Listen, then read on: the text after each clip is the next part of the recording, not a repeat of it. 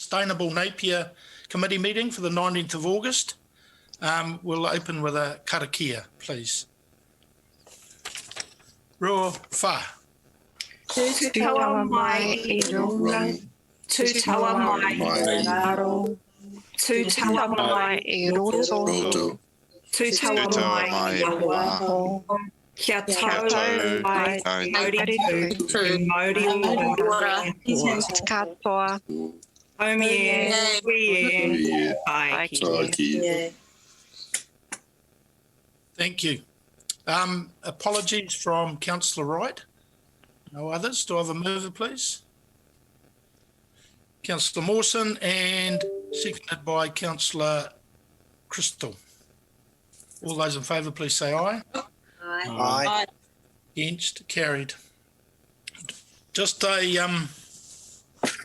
this meeting is obviously on Zoom, and it will be live streamed on the Council Facebook page. So welcome to anyone who is watching. Do I have any conflicts of interest? No conflicts of interest? There's no public forum? Any announcements by the Mayor?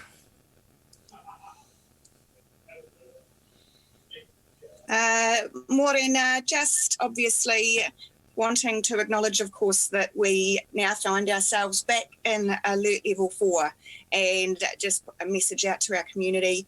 Thank you, everybody who has responded with such calm over the last 24 plus hours. It has been great to see that everyone has just done what they needed to do to ensure that we are in line with the guidelines that sit alongside an alert level 4 lockdown. So I beg your continued patience whilst we await to see what rolls out over the next couple of days.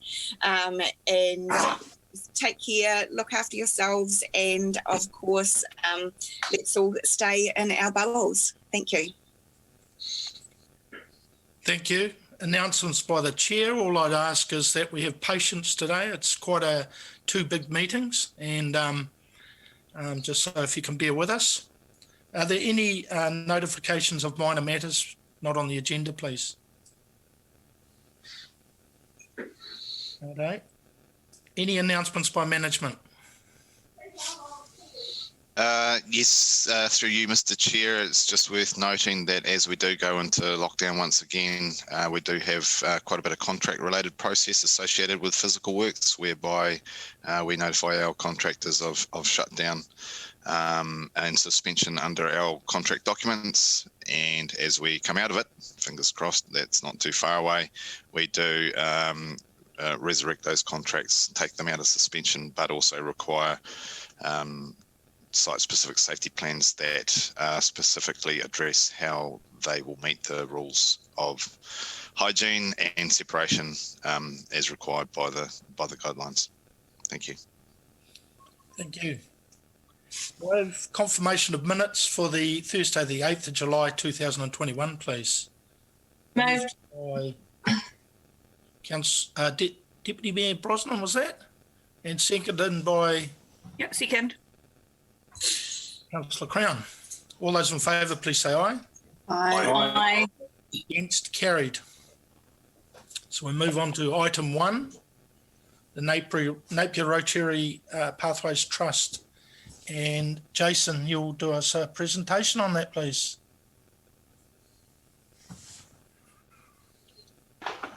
Kia ora, Chair, and kia ora, councillors, and kia ora to our Mayor, Wise, and kia ora to all staff and public members watching this live stream.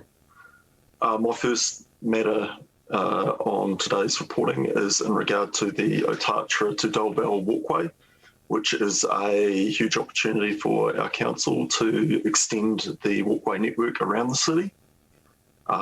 This project's come about through the hard work of the Napier Rotary Pathway Trust. Over the years, they have contributed a huge amount of money and effort to our city in their efforts to try to build a pathway network which circumnavigates the city through our reserve network.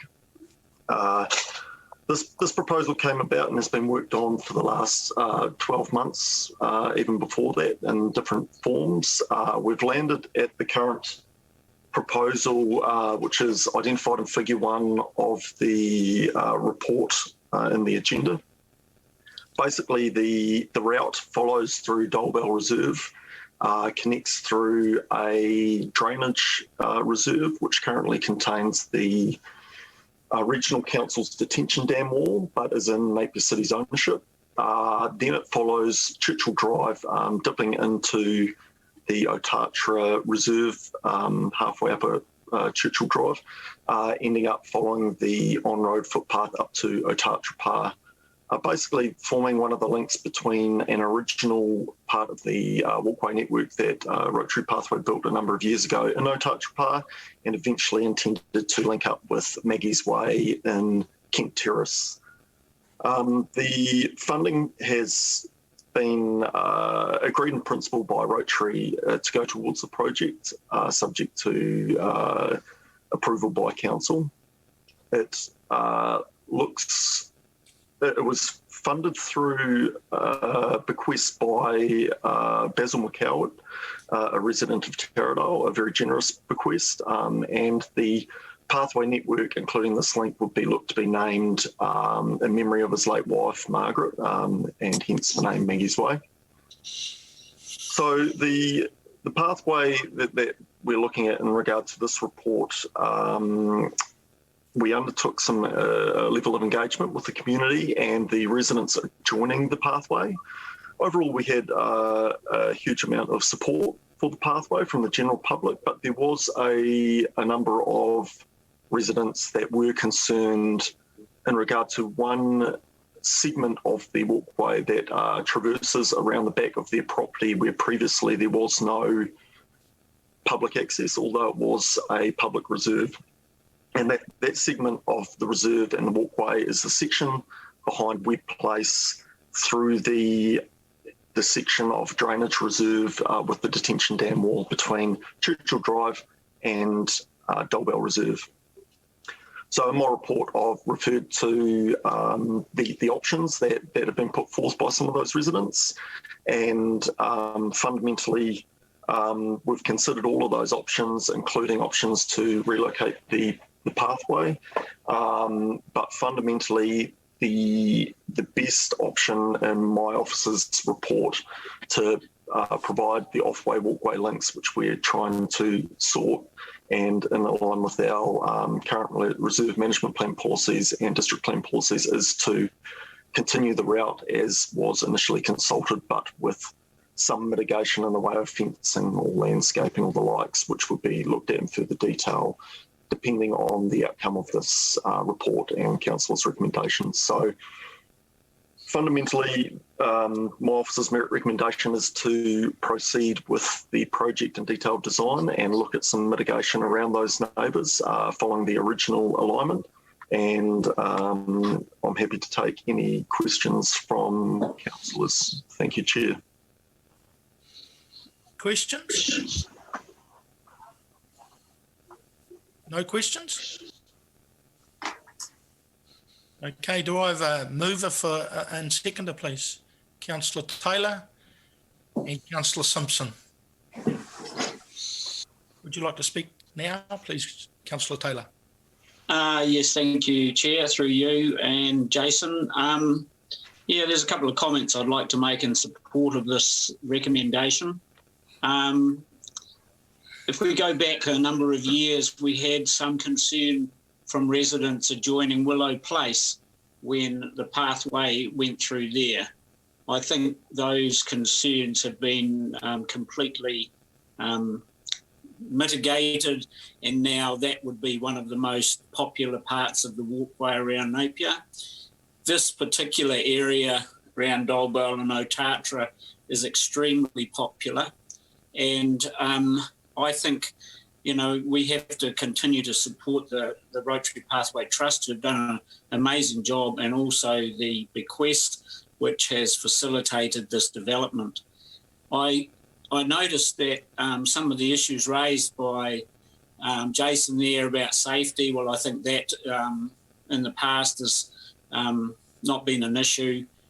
Property value concerns interest me because I know recent sales in that area have actually exceeded expectations quite considerably. So I don't think property valuation concerns is a matter that we need to worry too much about. And also I noticed that the pathway will not be shared, no ability for cyclists to use. Well, there needs to be parts of our pathway that are solely for pedestrians because we do have considerable issue occasionally on shared pathways where bikes and families with prams, etc.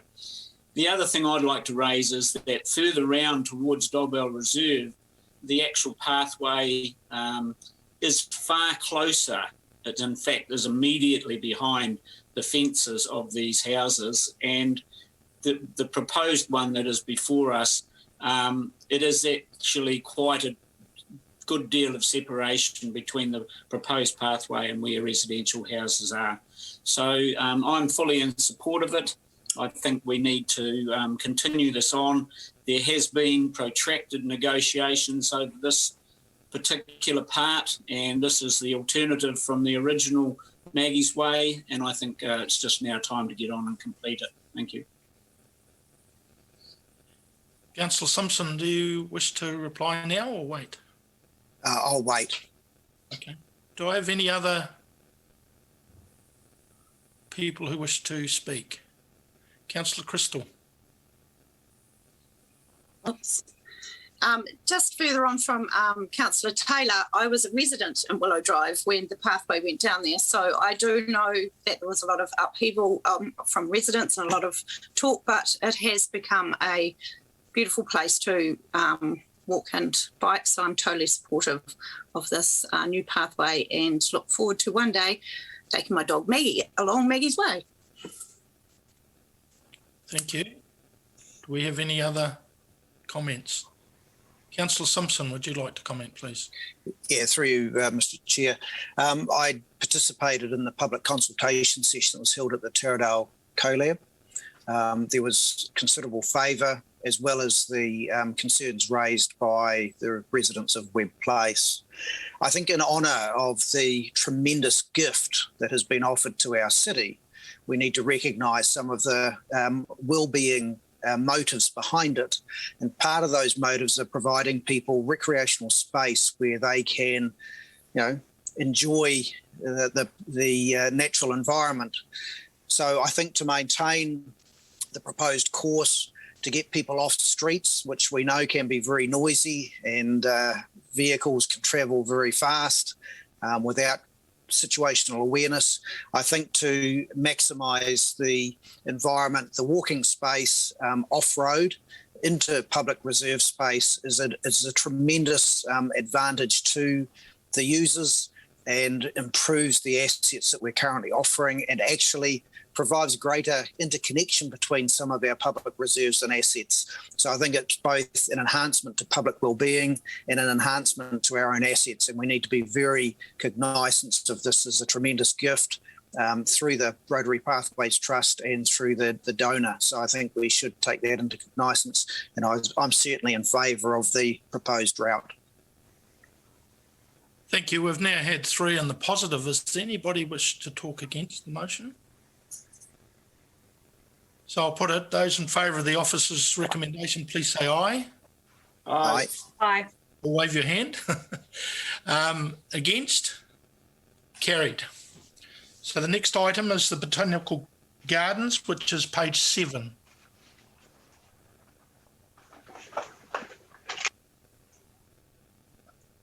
And once again, we've got Jason. Could you please just run down? Thank you, Chair. So my second item on the agenda today is the proposal that has come to council from a company which have a brand name of Picnic Cinemas. It is basically a commercial enterprise in our reserve, and under the Reserves Act, this must be reported to council to gain agreement for licence. The proposal is to utilise Botanical Gardens for 2 events on an annual basis for the next 4 coming summers. Those events will be held in the lawn in the main area of the Botanical Gardens in the amphitheatre. It'll be an open-air cinema. The intent is to have 2 cinema nights over 4 nights, potentially having 2 cinemas, 2 movies a night.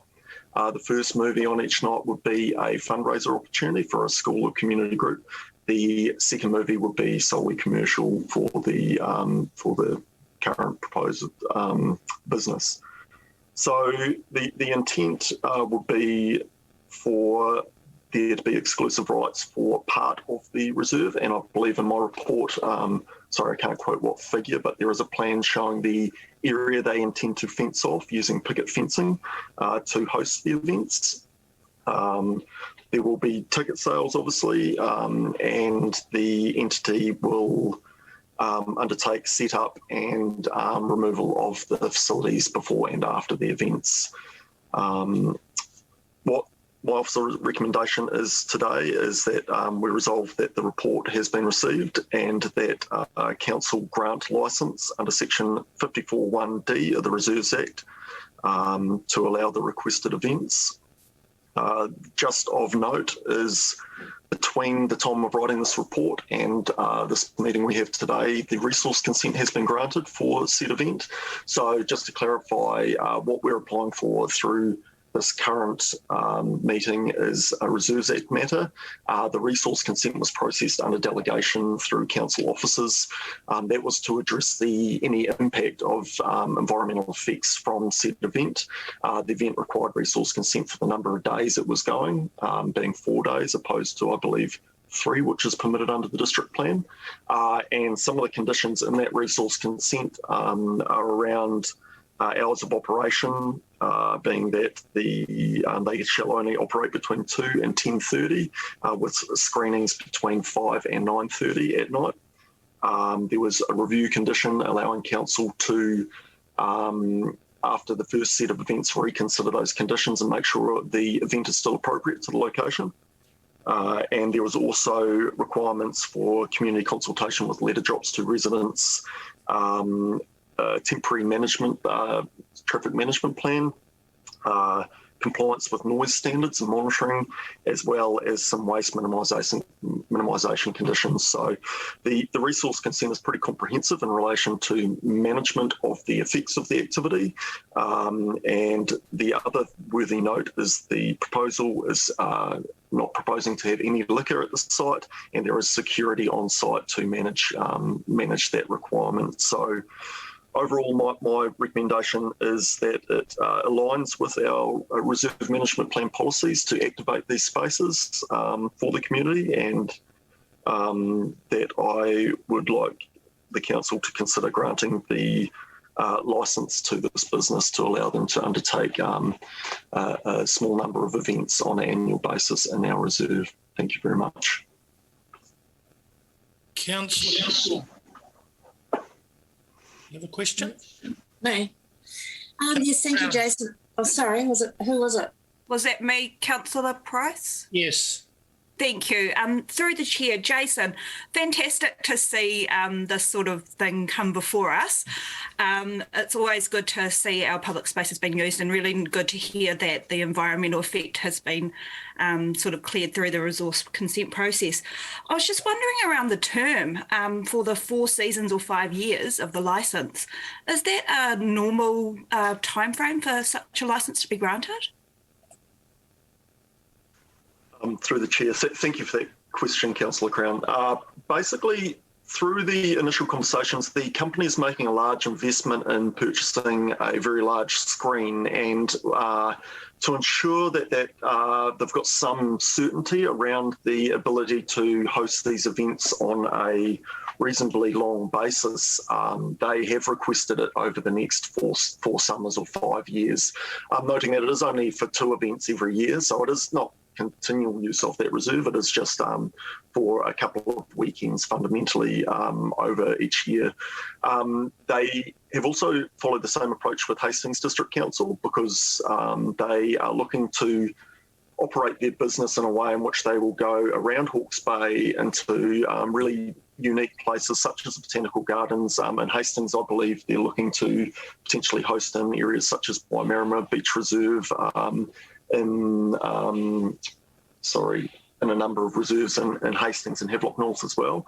And that was the intent behind them proposing it for such a long period. So yeah, it's primarily there to give them some certainty in regards to the investment they're making. So I didn't have a huge issue with that, providing we've got the ability to review it through the review conditions of the resource consent, and also they still have to make a booking through our booking system. So if there are any issues that come up because of this issue, hopefully we can capture those and mitigate those through the booking system when they apply annually for the booking of the reserve. Awesome. Thank you. Thank you, Jason. Councillor Simpson. Yeah, through you, Mr. Chair. Jason, can you just confirm, you used the word exclusive use. Can you just confirm that exclusive use is only on the nights that they are running an activity and only for the environment for which they have booked? Thank you. Through you, Mr. Chair, completely. Thank you for the question, Councillor Simpson. The licence is solely for the area they've identified on the lawn and solely for the periods in which they are undertaking the event. So that is 2 p.m. to 10:30 p.m. on those set days. Because they don't have foresight over the 5 years of when those days are, they're just asking for the ability to do it. And then through the booking system, we will determine when those days are in time. So completely, it is only providing them licence for set times over those set periods, not a blanket coverage of rights to use the reserve whenever they like and avoid public getting in there. So thank you for the question. Thank you. Councillor Bowe, did you have a question? Because you're the only one without your hand up that wants questions. So if you go now, thanks. Thank you, Jason. Just a clarification. All our parks and reserves are smoke-free and liquor ban areas, and I assume it will be the case with these events.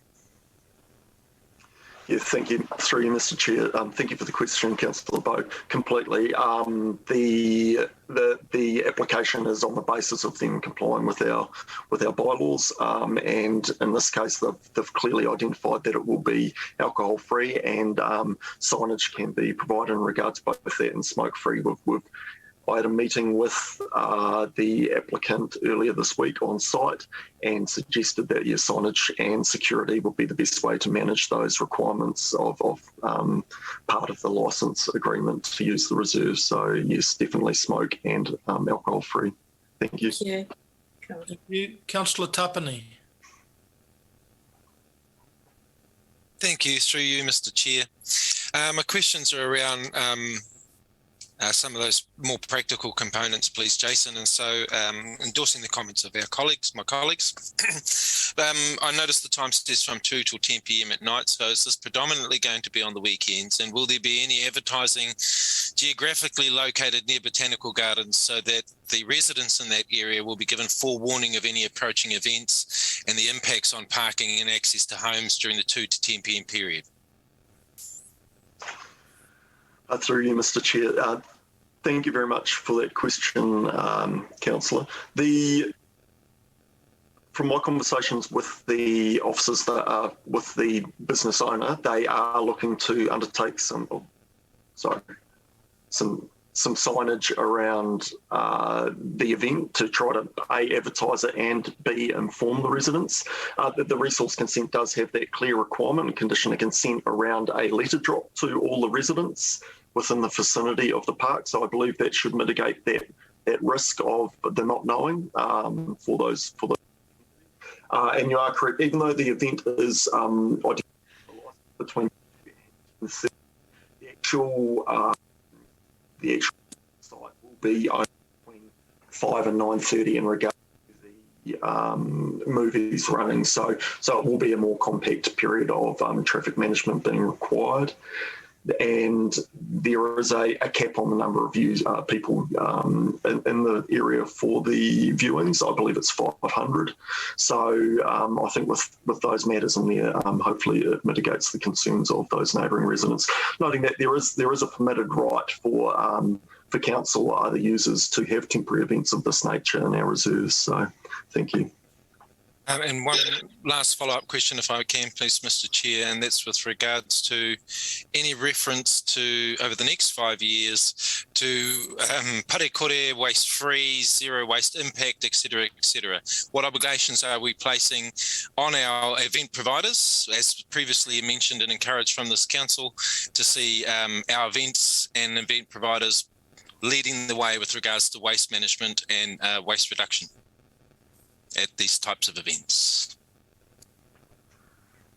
Thank you. Through you, Mr. Chair. I believe Cam Burton's team are doing a great job in trying to encourage said waste minimisation. And these events, again, through having conversations with the event holder, are intended to be zero waste. They have in previous events actually sealed off council bins and provided everyone, as they come in, with a biodegradable waste bag to take home with them.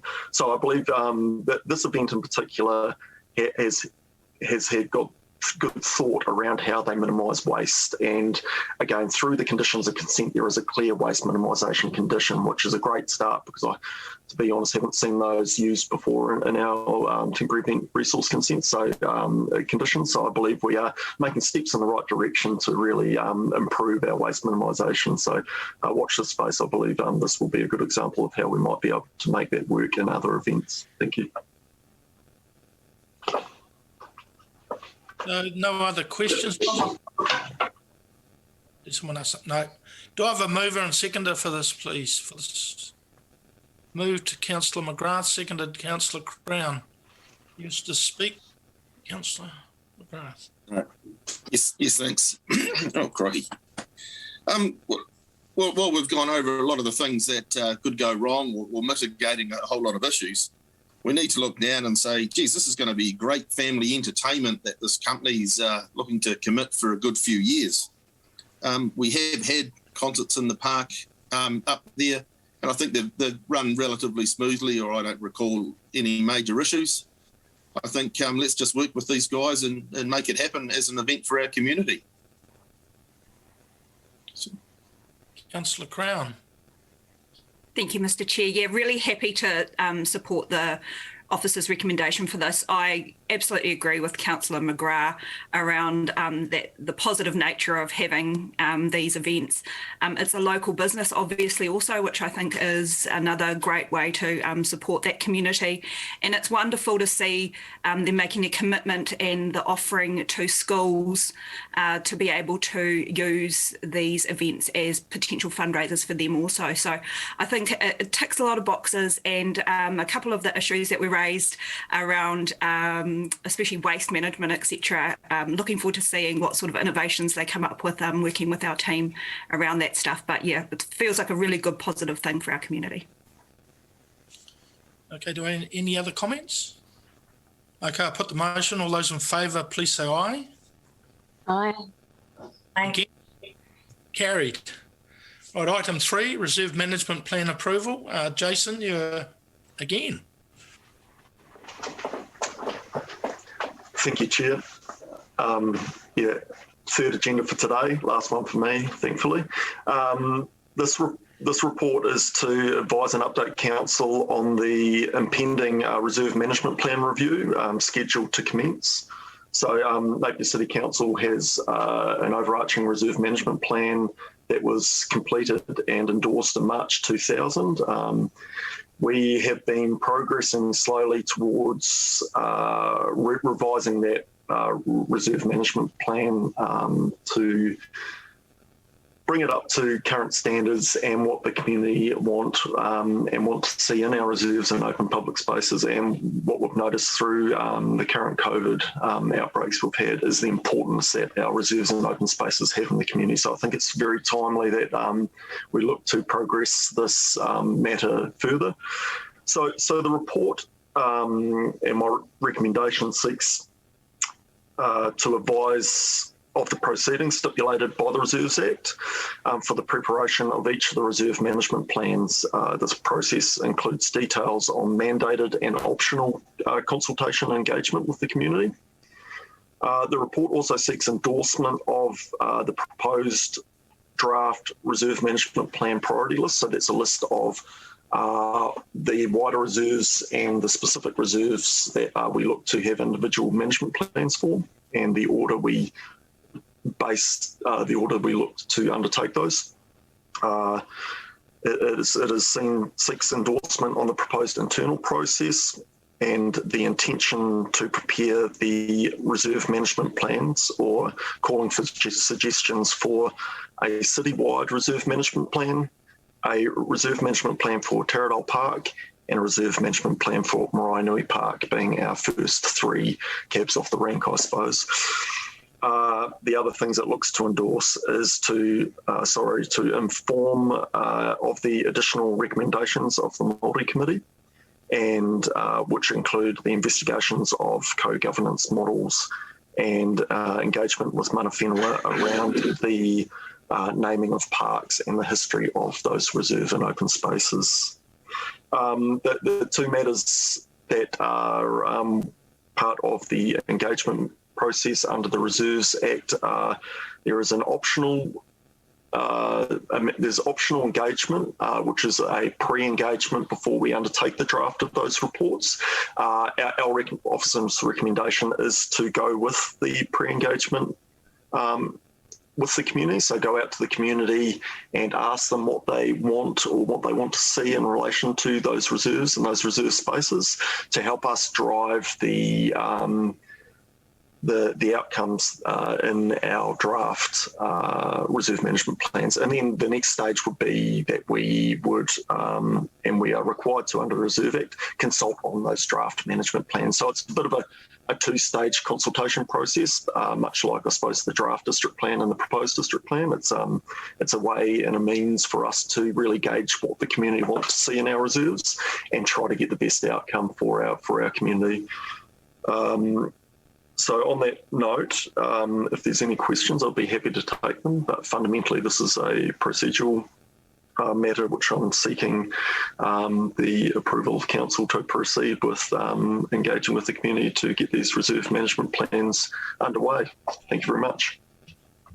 Deputy Brosnan, just before that, Jason, did you want a decision of council on this? Yes, I believe that the report requires the endorsement. I'd have to double check. I must apologise. I left all my paper copy and notes at council before the lockdown happened, and I haven't had an opportunity to get back in there to receive them. So I believe the report number 3 on the agenda does disclose, I believe, that it needs to have council endorsement for us to go to the next steps. Thank you, Chair. Thank you. Deputy Mayor Brosnan. Morning, Jason. Thank you for your report. I just had a couple of questions, I suppose, as I was reading through it. I think I got myself a little bit tangled, especially when looking at the attachment in terms of the priority lists that are set out in there.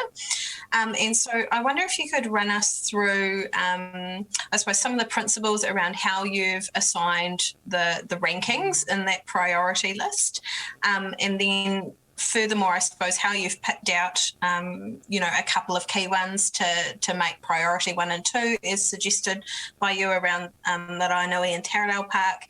And then I suppose, sorry, just to throw a third question in there for you, I'll get them all out at once, is just to ask around, you mentioned with COVID, obviously our neighbourhood parks became increasingly used and really important to our communities. I note as a group, they've been grouped and primarily they're ranked low. And so just interested in, I suppose, understanding those principles around how that ranking's occurred. Through you, Mr. Chair, thank you for that question, Deputy Mayor. I must admit that our former policy planner worked on that policy, that prioritisation list. It was worked with myself, and it is open for further conversation. It is only a template in which we prioritise based on a number of factors where we thought the need was most. Primarily, the citywide reserve management plan is to look at the overarching policies around the entire city, which is fundamentally needs to be done first. So I don't see that one as an optional.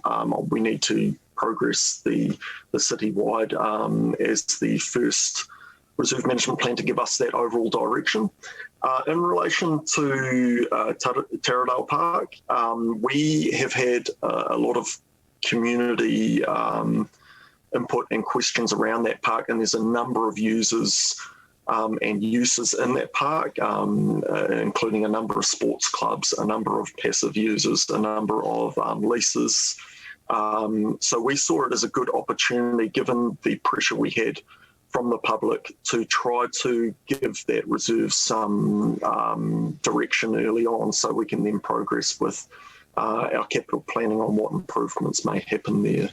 With Maraenui, there is a lot of potential development happening around that part, and that park may have not had as much focus on as some of the others over the years. So we really thought that was a good opportunity, especially with potential development on the edges of the park, to just really stake our claim on what the community wants to see there in regard to expansion, whether or not, for example, the playground is due a renewal very soon, and whether or not that location where the playground is currently the best location.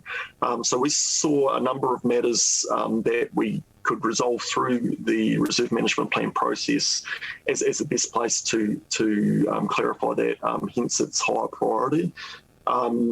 Unfortunately, I don't have the wider list with us, but that fundamentally we assessed them on the pressures that those reserves had, and then tried to give them some formal order just to give us some direction on how we can make our way through those reserve management plans, because they do involve a lot of community engagement and a lot of officers' time to work through. So we did feel that a form of priority list was required, but as I've identified, we're happy to look at that list again, possibly workshop it to see whether or not it is the best order. But the primary outcome of the current report, I suspect, is to ensure that we can proceed with the citywide and Taradale Maraenui plan, reserve management plans at this stage.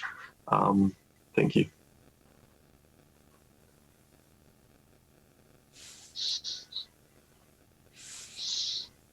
You need to. Sorry. You're muted. Sorry, quick supplementary. Through you, Mr. Chair, quick supplementary. Thank you, Jason. Just a quick query around that. So is it intended that that priority list form part of the community consultation, or are we intending to go with, I suppose, an open mind to what those priorities might look like? Thank you. Through you, Mr. Chair. It wasn't, I don't believe, our intent to go to the community with that priority list. I don't believe. It was more a means in which we could work our way through, and through conversation, through where we see the real levers needed. Naturally, there's always going to be pressure on different reserves at different times, and we all know that everyone has different priorities. So it was just an ability to kind of give us a framework to work through those reserves as we saw fit, but open to conversation and variation depending on the pressures at the time. There's things that always come up that in our reserves that may require us to move other reserves ahead in that prioritisation list. So completely appreciate that we need some level of flexibility in that, rather than a rigid list to go by, but we did need some direction, hence the list being provided. Thank you. Thank you. Councillor Taylor.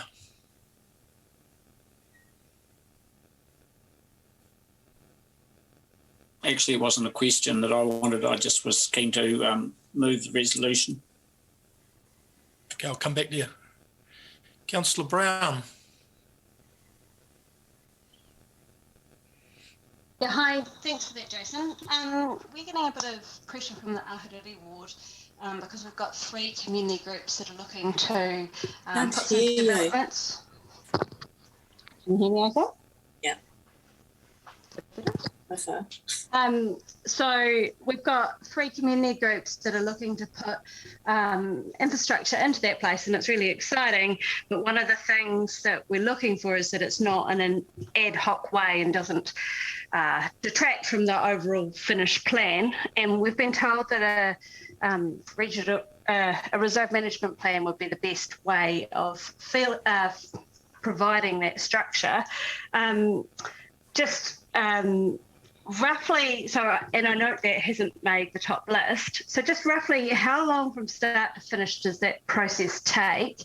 And when would you be looking at sort of starting tranche B? Through you, Mr. Chair. Thank you for that question, Councillor Brown. And very topical at the moment, obviously, the pressure on our foreshore reserves for development, and a very engaged community also puts us quite often in positions of, I suppose, pressure as a council. And the process length for, because we're undertaking a pre-engagement, asking for suggestions, a draft process, and then going through with final approval and council recommendations. I see the process lasting probably 2 years, to be fair, for each reserve management plan, given the scale and the public involvement and engagement. So one issue we do have is we often get requests from the community or community groups to provide money for infrastructure. Usually it's on the proviso that they want to provide it now or for a celebration or event. So we do need some ability to be flexible and work under our current framework. I do agree with the Ahuriri Park and Spruce Park and those coastal areas that we do need to push ahead with our reserve management plans there, and that it would provide us clearer direction. But I can't, it's a balancing act between being grateful and taking on some of the community suggestions in the here and now and that funding and the opportunities, but also trying to proceed as quickly as possible with those reserve management plans. I personally don't think we will have that reserve management plan for that reserve for probably 3 years, given all the other reserve management plans that we have in line to be undertaken.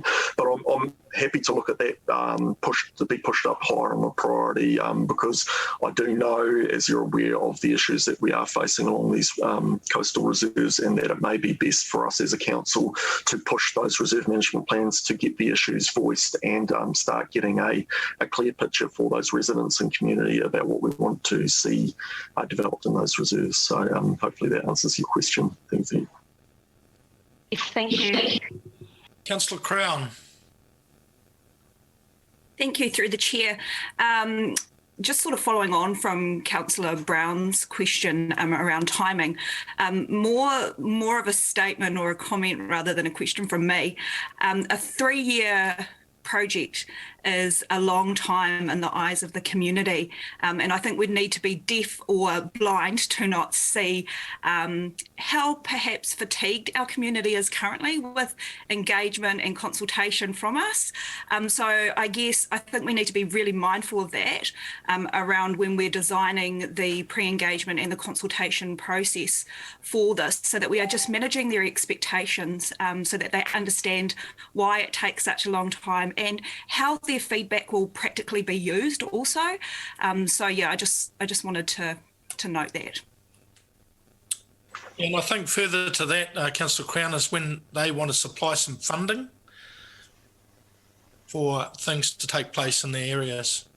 Becomes very interesting. Anyway, Councillor McGrath. Thank you for that. Just through the chair. A few years ago when we were talking parks and reserves, there was a Parks and Reserves master plan being written up, so we didn't do things ad hoc. How is what you're proposing to do now different from the master plan, or how do the two work in together? Thank you. Through you, Mr. Chair. Thank you for the question, Councillor. We have a draft open space strategy, which is fundamentally a overview of how we see all of our open spaces managed. So that has been worked on for over 2 years by our last policy planner. And that has formed a very good basis for which we now progress with reserve management planning. So the reserve management plan fundamentally will have those master plans incorporated into it. I'm not completely sure of referring to the master plan. I'm not completely sure I'm aware of any overall master planning that has been done in respect to identifying each reserve and how we want to manage it and what we want to develop in it. But that was the intent of the reserve management plans that we're doing at the moment. So we have a draft overall strategy which sets outcomes and directions and stuff from where we see our reserves developed. And it is this process, the reserve management plan, that will give each of those larger reserves some structure, I suppose, or a master plan of what we want to see, how we want to see these developed. So yeah, unfortunately, we don't have that at this stage, but that's why we need to progress with these reserve management plans to get those master plans for each reserve incorporated, so the public know what they're going to get in those reserves. Thank you. Okay, so there's no further questions, obviously. Yeah. You haven't got your hand up. I had my hand up before. Okay, thank you very much, Jason. It's great to see this plan in front of us because it's something, you know, we've really been looking forward to. Just a couple of comments. I just wanted to support giving Maraenui Park top priority because I know it is very well used now. There's going to be a lot of social and affordable housing built, you know, not too far away. And I know that the toilet block, for example, has been there, I think, since the 70s or 80s, and it's long past its use by date, so it'll be great to have that looked at as well. Just a couple of questions. There's a walkway we call the Harakeke Walkway, and I'm wondering where that is in the plan, if it's called something else. And the other thing is the cross-country drain, which is recently over 2,000 trees and shrubs have been planted along there. Does that change its status, or does it look like it's moving into a different kind of priority or status definition? Thanks. Through you, Mr. Chair, thank you for that question, Councillor Vogue.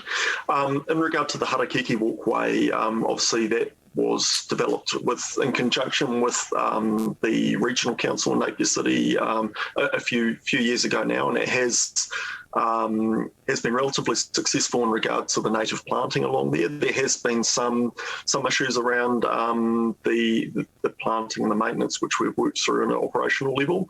At the moment, I'm not aware of any further extension of that planting further up towards Latham Street along that reserve. And the current underlying reserve status or classification of those reserves are drainage reserves, because the primary function of them are to see the, I suppose, discharge of stormwater. So I don't see those underlying classifications changing, because in principle, the principal reason those reserves are there are to see stormwater discharge from the city. But we've got a good working relationship naturally with our current Three Waters team in relation to development of those open spaces where appropriate for the planting, such as the work we've undertaken with the Piramai Residents Association recently, and looking at where we can do appropriate planting for native species in particular, where it's not going to compromise that stormwater ability to exit the city in a hurry when it's needed. So we are working very closely with the Three Waters team and community groups around that planting, and I see it as a great benefit to the city to have such engaged communities that want to plant these areas up, and it's just balancing that with the wants and needs of what we actually need that reserve to function as. So yes, unfortunately, no, we won't be changing the classification of the reserve, but we will be looking to work with our Three Waters team to get as much of it, I suppose, planted in and for the enjoyment of the residents and for the inclusion of native flora and fauna as possible. Thank you. Thank you, Jason. Thank you. Councillor Brown, did you have a further question? Yes, I did. Thank you, Chair. Just thinking on that 3 years for Spriggs Park / Ahuriri, obviously the RMP is the right process, and I'm not suggesting we try and cut corners or anything, but we've got 2 to 3 community groups that have got funding in their current financial year to put some installations in there.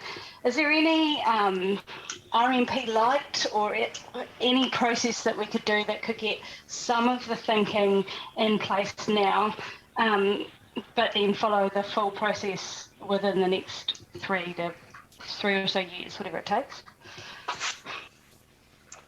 Through you, Mr. Chair. Thank you, Councillor Brown. It's an interesting topic because much like the RMA, the Reserves Act does have process that we have to follow, and it is I suppose, somewhat drawn out in respect to the number of times we must engage and the number of times we must bring those reports to Council for endorsement. So I don't see from the top of my mind any ways or means we can I suppose, progress that any faster than we can. We could look to prioritise, like I've suggested, or like you've suggested, prioritise that reserve a little bit higher up the order and tack on as the next one we look at. And I think that would be a good idea, given the pressure we have in those reserves. But I do think there are ways and means in which we can engage with the community and do some planning that is not strictly under this process, but does give the community visibility of what we and what they want to see in those reserves. So I think that would be a really good option for us to investigate, given the pressures we have on that reserve in particular, to try and get some public buy-in about what they want to see and what we have currently on the books around some master planning, I suppose, yes, of that reserve. So I think there is ways and means, Councillor Brown, on which we can ensure the community are well enough informed outside of the RMP process while that happens in time. Thank you. Brilliant, thank you. I think Through you, Mr. Chair, could I just add a comment to support Jason's korero there? Okay. Thank you. It's probably worth noting that as we might look to reprioritise the order in which we might produce our reserve management plans for each Pacific Park, at that point we are deprioritising another area.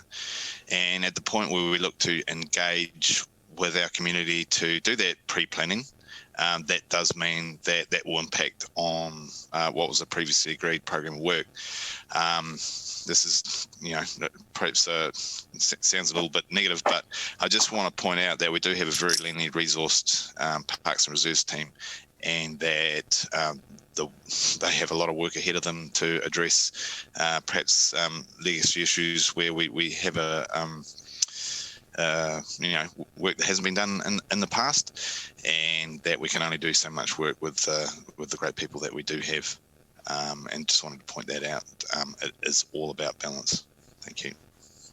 Thank you, John. And in relation to Spriggs Park, there is a consultation taking place as a result of funding from Rotary, 2 different Rotaries. So there is a bit of a process there. Councillor Simpson. Yeah, thank you. Through Mr. Chair. In fact, Mr. Kingsford just stole part of my thunder. So my questions mainly being around, it's a huge piece of work. It's going to take a reasonable period of time to achieve.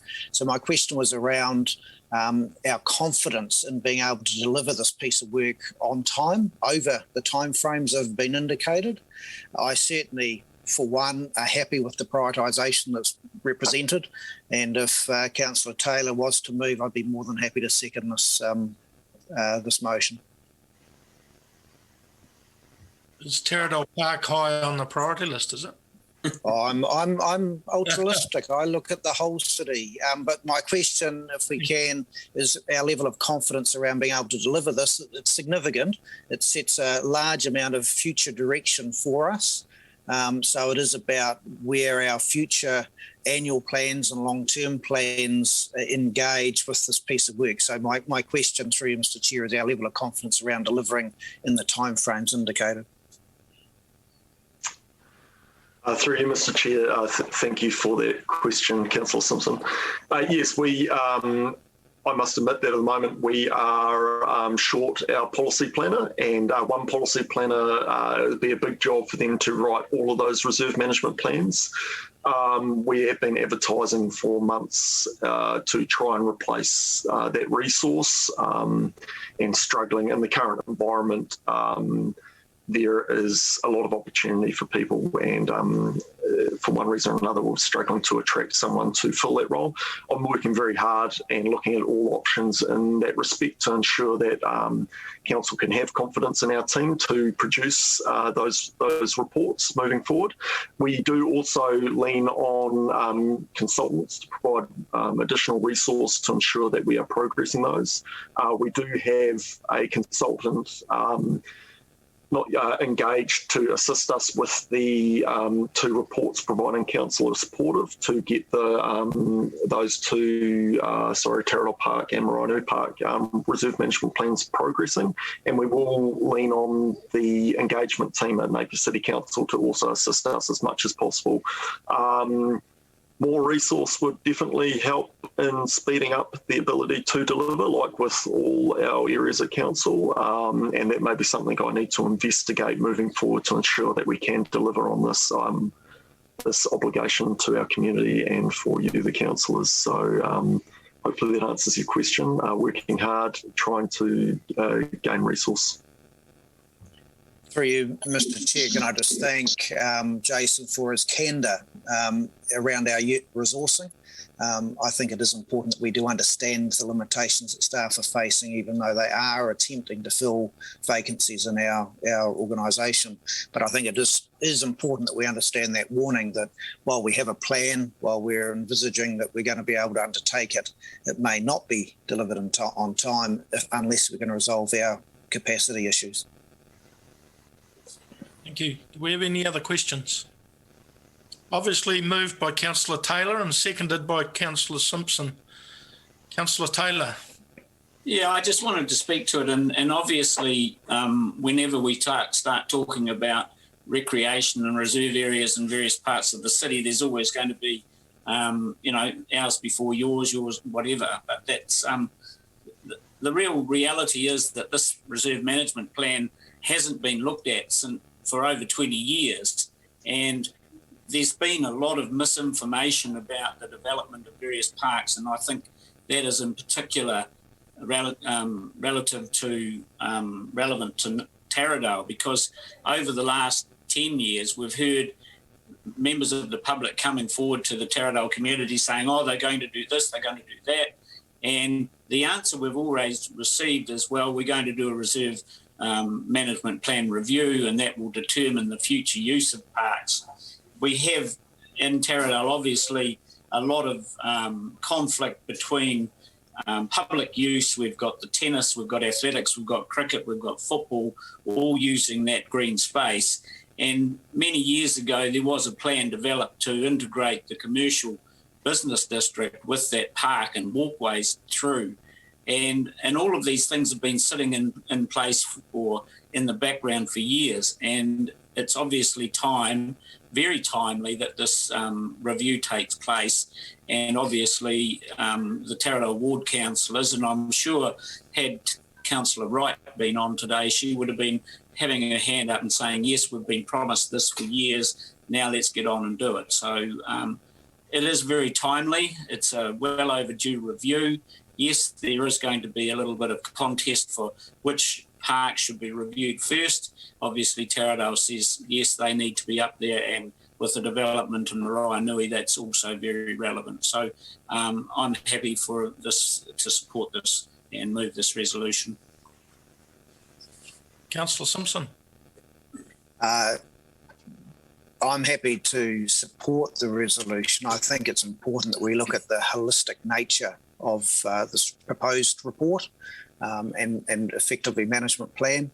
I think it is important that we put all of our reserves in the spaces that we develop and create for recreation so that we can see where they all fit in the order of things, and that we can actually really get an appreciation of when the last management or the last asset enhancement was done in each of those parks across the city. And that's why I think it's really important.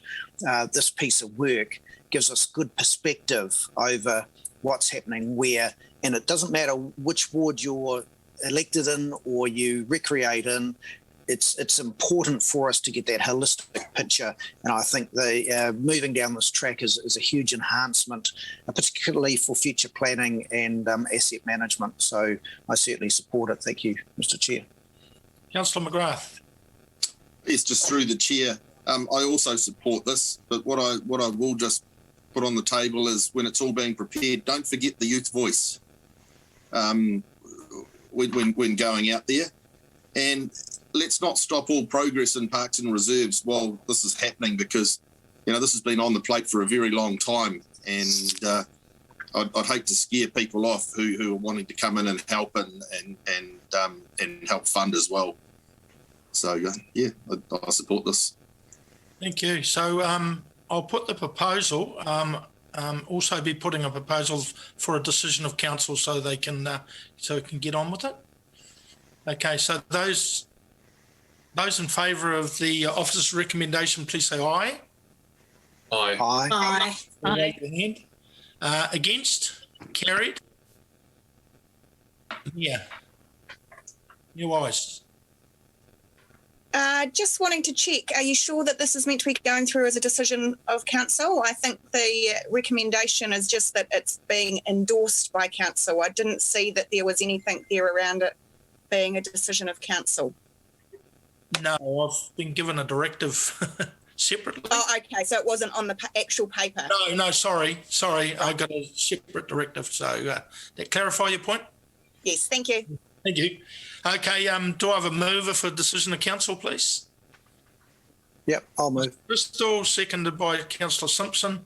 All of those in favour, please say aye. Aye. Wave your hand. Aye. Against? Carried. Right, our next item is item 4 on page 20. Ahuriri Masterplan.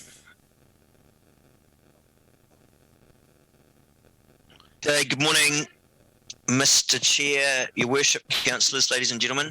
Is that audio okay? Beautiful. Awesome, thank you. The paper that we are presenting today is to inform councillors of the progress on one of the first Ahuriri Masterplan projects, particularly focused on the Thames and Tyne waterways. While this is operational, one of the reasons for bringing this to you is that we have been requested as officers to present to the Hawke's Bay Regional Council Environment and Integrated Catchment Committee upcoming. So we wanted to ensure that you all had the opportunity to view the content of what will be presented to their committee prior to that occurring. This is proactive work. It's well over the requirements of anything remotely necessary under the resource consent for these waterways, because we acknowledge and know that these catchments have been a problem in the past, and there are many legacy contaminants that we're dealing with in these two waterways in particular. The work that we've been doing here is informing capital projects of the very near future to enable the remediation, decontamination and enhancement of those waterways. We make no apology for the level of science incorporated in this report. It's what we base stuff on. And hence I have invited Hannah Ludlow, our Environmental Management Officer, with a very scientific background, author of this report, to join us today to present the content of this paper. Morena. Hopefully you can hear me all right. Struggled this morning to find a headphones set with microphone. Yeah, as Cameron said, this is quite a highly scientific paper. We aimed to undertake analysis on chemicals that aren't typically analysed in sediment in New Zealand. That's because the Thames and Tyne waterways are part of a heavy industrialised catchment. So there are a suite of contaminants in there. In the report, no doubt you would have read a few key acronyms there that even sometimes go above my head. So in terms of contaminants analysed, we have looked for the standard heavy metals, a series of contaminants called PBDEs, which are flame retardants, hydrocarbons, polychlorinated biphenyls are an indicator of an old type of coolant used in electrical equipment, which typically indicates the presence of closed landfills, and plasticizers, pesticides, and grain size. So the key part of this report is that there is a concentrated contamination zone in both the Thames and the Tyne waterways, and that exists in the upper 40 centimetres. So no real surprises there. That's about the time, goes back to about the 1930s, 1940s. So obviously contamination builds with time after the Napier earthquake. And in both of those waterways, there's a peak area about 14 centimetres depth in the Tyne and 10 centimetres depth in the Thames. Probably the more confronting aspect of what we found is that the site called TT2, which is at the footbridge between the Thames-Tyne discharge zone and the Ahuriri estuary, which is the southern footbridge you will cross over if you're going to go on the Ahuriri estuary walk from Humber Street. That site returned a level of zinc which is 53 times higher than a highly contaminated estuary in Spain, which used similar methodologies to sample. That's quite confronting, but it puts what we're dealing with in perspective. In terms of other contaminants, hydrocarbons are focused mainly in the Tyne waterway, and same with polychlorinated biphenyls. And they are quite high in places in the Tyne and some in the Thames. And I suppose the key summary is that with this peak contamination area of the upper 40 centimetres, we now have a real chance to actually envisage what we could do with that contaminated zone. And it may be that dredging becomes a very viable option and remediation from there. The next steps of using this data is to engage appropriate expertise to prepare options with what we can do. Dredging probably being one of those options. No doubt an expensive option, but it's the next step in the process that we will look to follow. I suppose that's about it as a short summary. Cameron, have you got anything else? What's quite exciting about this project is that we've been able to do this work in-house. It's also involved the extraction of these cores using equipment that we manufactured, and those cores were then cut in two. Half of those were shipped to Hamilton for laboratory analysis, and the other half I actually drove myself in a refrigerated trailer down to a refrigerated plane in Palmerston North, which took those down to Ōtātara University, and they were put through an X-ray machine, which is one of the first time, if not the first time, that that's ever been done in New Zealand for this particular purpose. What we've found there is basically that there are a significant number of emerging contaminants which are of concern, and heavy metals in the sediment. But the exciting thing about that is that we can see at what depth in these cores the Napier earthquake happened. So effectively, with proper dredging as an idea, one of the options, we can take those waterways back to pre-earthquake levels, pre-industrial levels of naturally occurring contaminants if they exist, and therefore the top portion of that sediment as one particular option could be dredged, as Hannah says, and removed for appropriate disposal, therefore enabling plants to grow, habitat to be created, and an asset to be, those waterways to be treated as an asset for Napier. So I'll leave it with you, Mr. Chair. Thank you. Mayor Wise. Kia ora. Thank you very much, Cam and Hannah, for this report. And I just want to say congratulations to all of the team for how we are being proactive in this space. It mentions in the paper, and you just touched on it then as well, Cam, that there are options to be developed to look at how we can enhance these waterways. Do we have any timelines around this at this stage? Thank you, Millwise. Through you, Mr. Chair, the timeframes and the funding are presented in the Ahuriri Masterplan and the long-term plan. Our auspicious target is to continue to meet those as we have so far with these projects, and so that is the timelines that those are the timelines that we are committed to at this point. So just as a follow-on question for any community members that may be watching, can you recall off the top of your head roughly what those timelines are, Cam? I think within the next 2 financial years, the core funding comes online. Following that, there is some residual funding beyond that to ensure maintenance and other investigations continue. Great, thank you very much. Deputy Mayor Brosnan. Ora Cam, thank you for you and Hannah. I echo the congratulations of the Mayor. Just a couple of quick questions from me. I did note in the report, and Hannah touched on it, those TT2 results, which are sitting at, I think, 15 to 19 centimetres. Just is there any, I suppose, immediate risk of that contaminant being released, or is that at a level where that was just quite concerning, those numbers. So just interested in your view on whether that's any immediate risk there.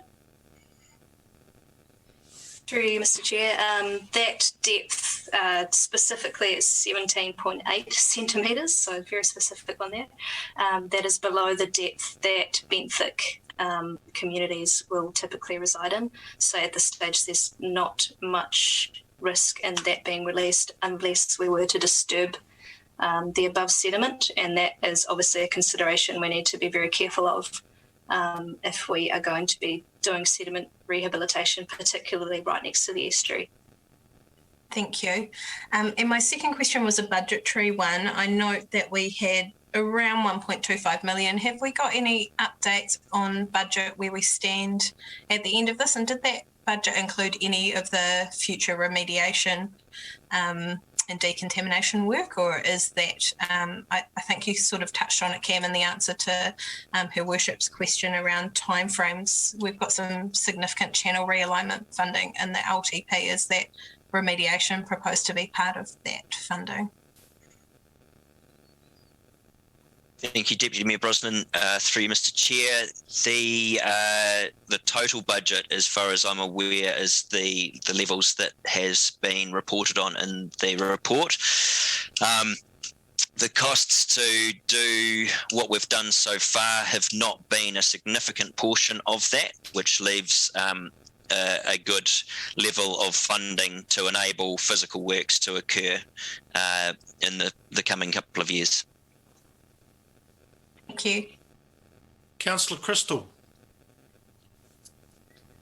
Again, great to see a nice scientific paper come to us, but just a question on the sediment removal that, where is one option. Has that been done anywhere else in like New Zealand or worldwide? Have you got something to go on in doing this sort of process?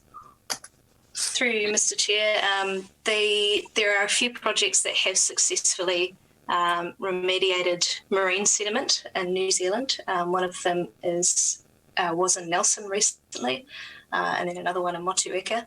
And that Motueka one, MFE actually stood in and ran the project themselves because it was that bad. But in terms of New Zealand context, there are only 2 or 3 successful contaminated harbour remediation projects. So the expertise we will be looking for is quite specific, and it's something we need to consider when we're going out for procurement. Great, thank you. Thank you. No further, sorry, Councillor McGrath. Yes, just a quick question. While we're playing in the waterways, where does our responsibility stop or our area stop and the regional council kick in? How does that work? Are we playing in their territory or vice versa? Thank you, Councillor McGrath. Through Mr. Chair, it's a very good question. Currently, with the Thames-Tyne waterways, the environment effectively begins at the footbridge. That is where we are conditionally authorised to discharge stormwater to the environment from those 2 waterways. Having said that, the Regional Council have issued resource consents to third parties to discharge to those waterways with higher levels of contaminants than we are allowed to discharge at the other end of them, which creates significant problems for us. The Thames-Tyne stormwater discharge consent, it comes to its conclusion of the first 5 years of monitoring and measurement in 2 years' time.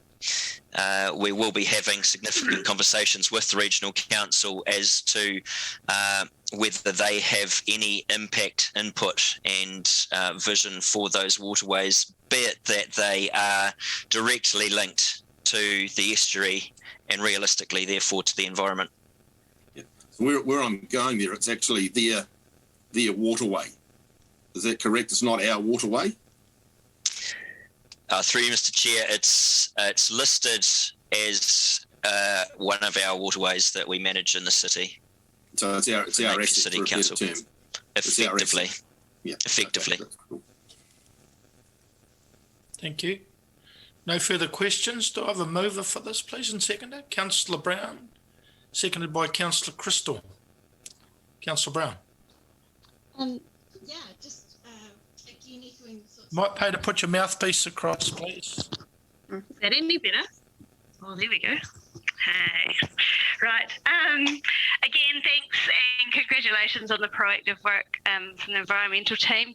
I think this is exciting that we're doing such proactive stuff and have had some really positive feedback from the HBRC councillors. So maybe one of the unintended consequences of this work is that we're building more closer relationships with HBRC, and which is only a good thing for the region. So yeah, I love that we're taking a science-based approach and then managing that risk appropriately. So great work.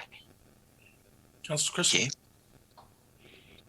Yeah, again, echoing what Councillor Brown said, it's great to see this proactively being done and really good science. And, you know, we're certainly leading, I think, doing this ahead of with the Regional Council endorsing what we're doing as well. So, yeah, good work, team. Okay, no further thing. I'll put the officer's recommendation. All those in favour, please say aye. Aye. Against? Carried.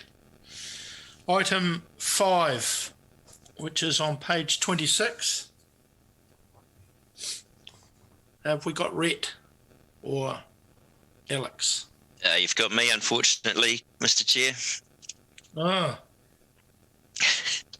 Welcome. If I could indulge in 2 more papers, I'd be most grateful. Very good, thank you.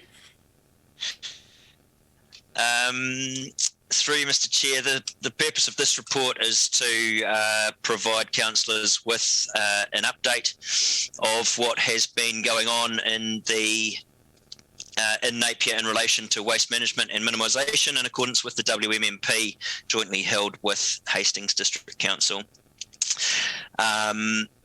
This provides an update of a period of the last year. And we also touch in this report on the new legislation which has come on deck all of a sudden in relation to making sure that we are reporting on all diverted materials coming through any transfer stations in the region. Which is obviously more widespread than us, but requires a lot more work and data management to be collated than has been the case. And also in relation to that, we just wanted to touch on the initiative, which I think you're all aware of, in relation to the Packaging Forum, which provides the soft plastics provisions that have been launched in Hawke's Bay recently. There's quite a bit of data in this report and its attachments.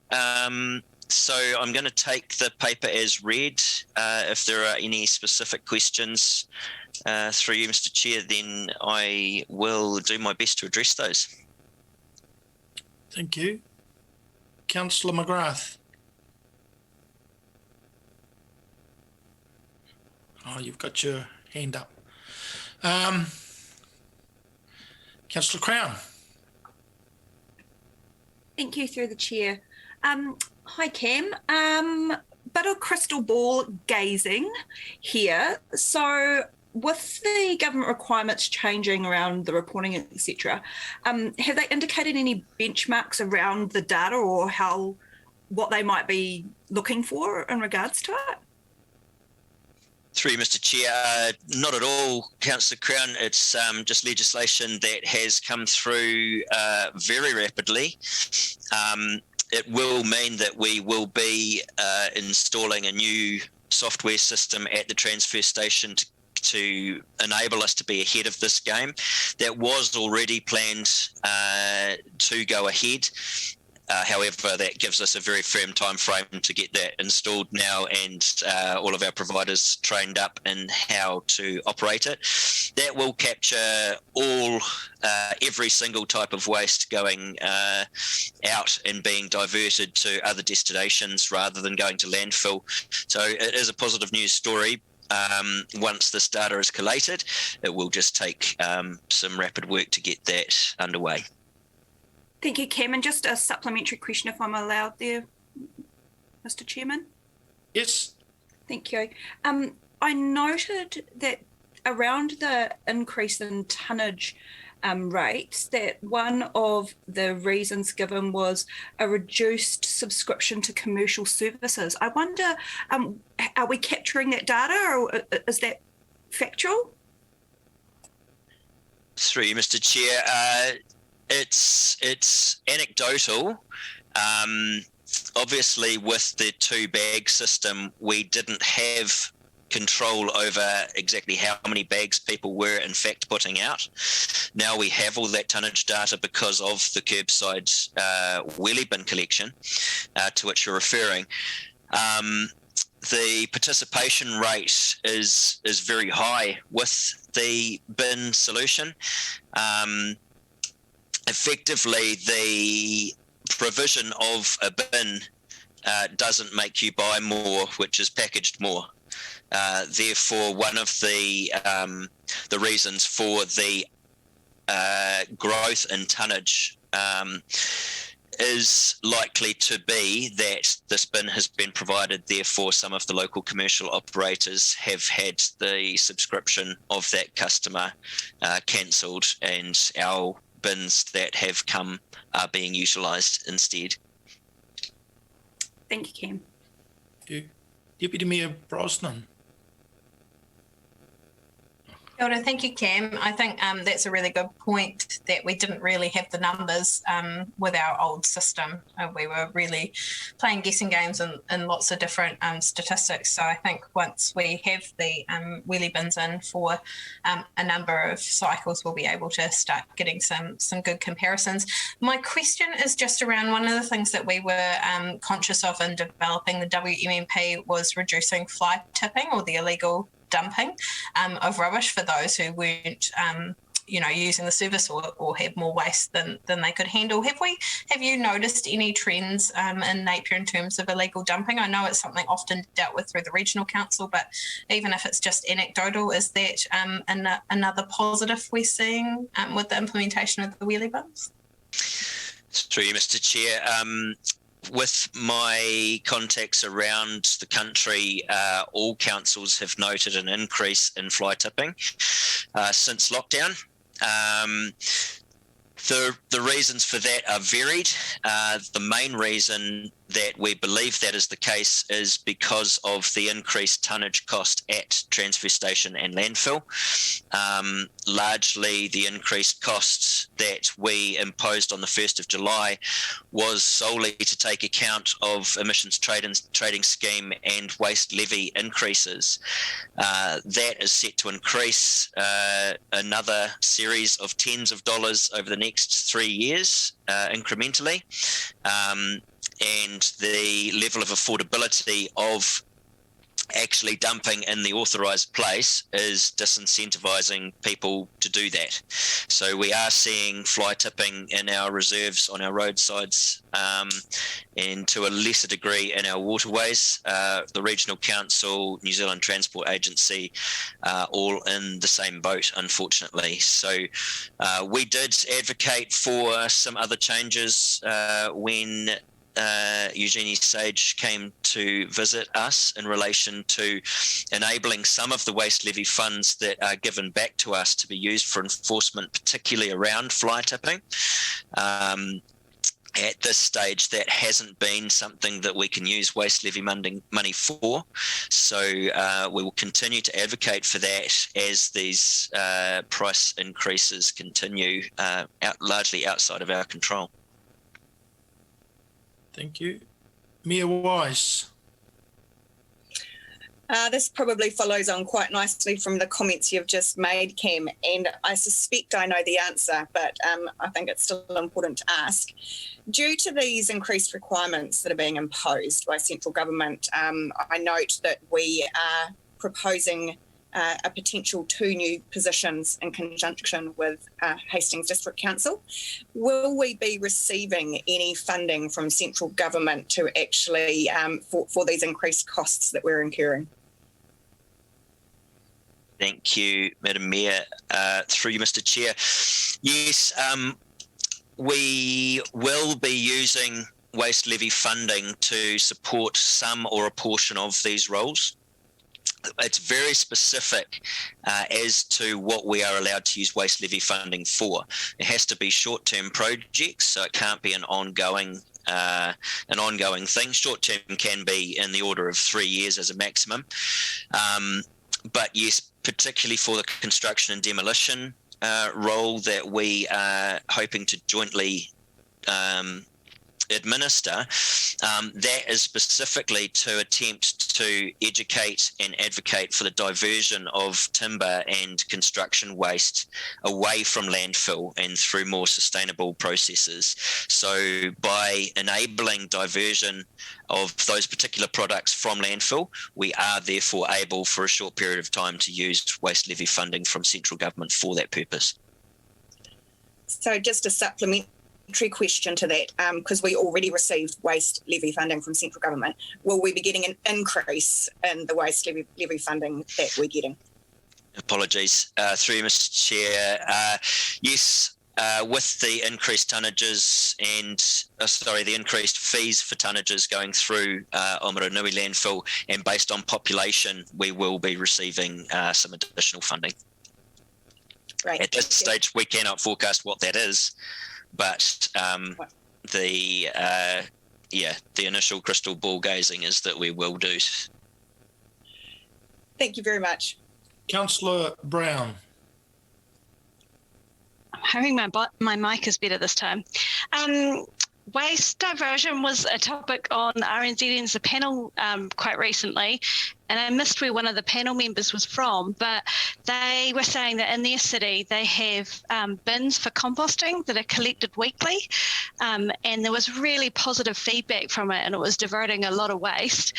And I just wondered, I know we've had a recent proposal from a worm farm operator, an industrial composter. I was just wondering, is that on the horizon at all, and where does that fit into our WMMP? Thank you, Councillor Brown. Through you, Mr. Chair. It's a very good question. It is a key part of the WMMP to reduce the amount of organics and putrescible material going to landfill. With the WMMP being a joint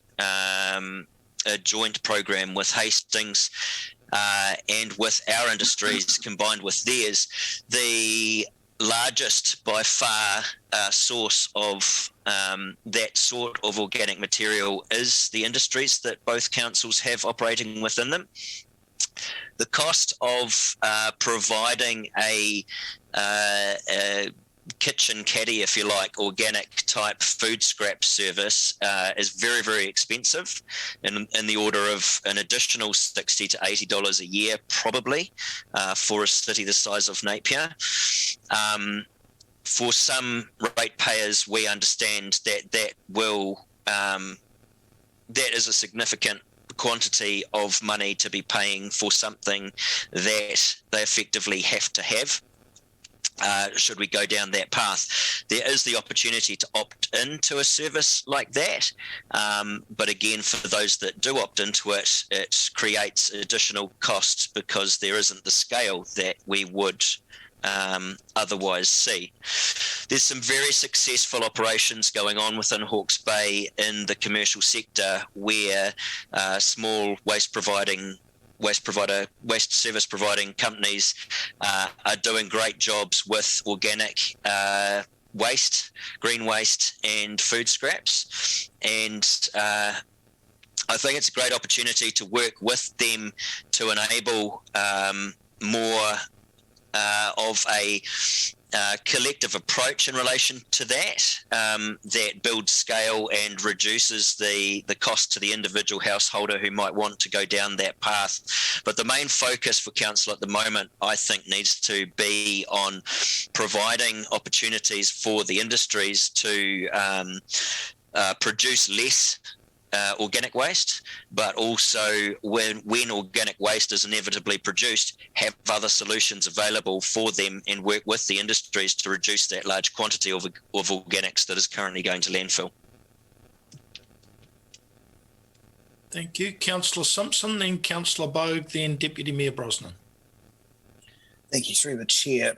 Cam, if you can just explain for me, and I think it's a positive outcome, the recycling tonnages in the chart that breaks down the individual types of recycling, it sort of demonstrates either a decline or a sustained average, but the curbside recycling in tonnes seems to be increasing. Does that mean that we're actually getting more through to the recycling point? In other words, there's less contamination, people are understanding to clean the recyclables before they put them out for collection.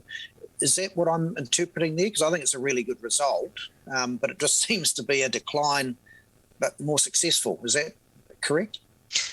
Through you, Mr. Chair, Councillor Simpson, that is correct. One of the problems we have with Napier's curbside recycling system is that it is very successful. Uptake is very good. Tonnage is high. Participation rate is very good. It's a good problem to have, but it also comes with its own implications, which we're working through our contractor with at the moment. Additional recycling means additional freight, additional cost, and all of the recycling obviously has to be processed and marketed, and with the restrictions put on globally, that's also a problem as well.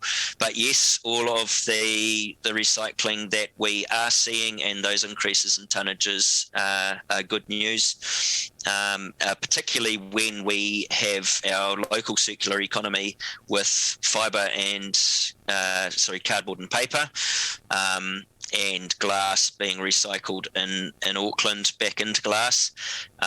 It's a good story to tell. Thank you. Councillor Bogue.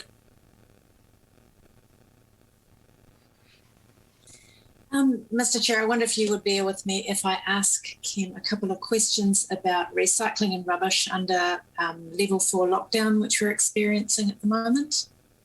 No problem.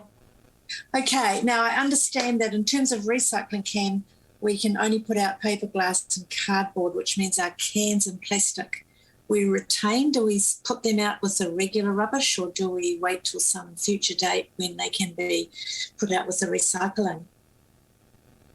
Thank you for that question, through you, Mr. Chair. We've actually been working really hard with our contractor overnight, and we've found a source of a sorting plant, an optical sorting plant, which has very few staff and can continue to operate under COVID level 4. Currently, we're stockpiling all of our plastics, cans and tins in a warehouse in Whakatū over these first 3 days. That's the level of tonnage that we're able to keep there before it starts coming out the doors. I have put out comms to the public to say try and withhold your plastics, tins and cans if possible, but if we are able to secure this sorting line and we can send our yield down there, then we will be able to continue recycling all of our plastics 1s and 2s, cans and tins, and we will see none going to landfill. So that is what I'm trying to establish at the moment as to whether there will be cost implications on that, but environmentally that's a fantastic outcome. Oh, great. So you'll let us know, I expect, when that transpires, hopefully. Indeed, hopefully shortly. And I have just one other question. What do we do with polystyrene? Nobody wants $1 million question. Ideally, you won't buy things in polystyrene, or if you do buy things in polystyrene, you'll take them back to the place from whence they came, and they should have some sort of product stewardship in relation to what they do with that. If it becomes a problem for the retailer, then they have a supply chain that they can push that back to and say, this is a problem, please provide us an alternative packaging type so that we are minimising the amount of waste that we see coming into the city. Thank you. Deputy Mayor Brosnan. Thank you, Chair. Great answer, Cam, to the one before.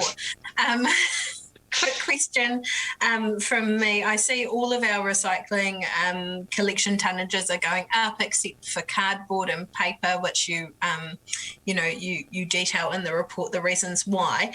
Just a question around that is, what's that mean for our relationship with our circular economy here with Hawke Packaging? I think taking a significant amount of that locally, has that drop in supply, I suppose, from us been an issue?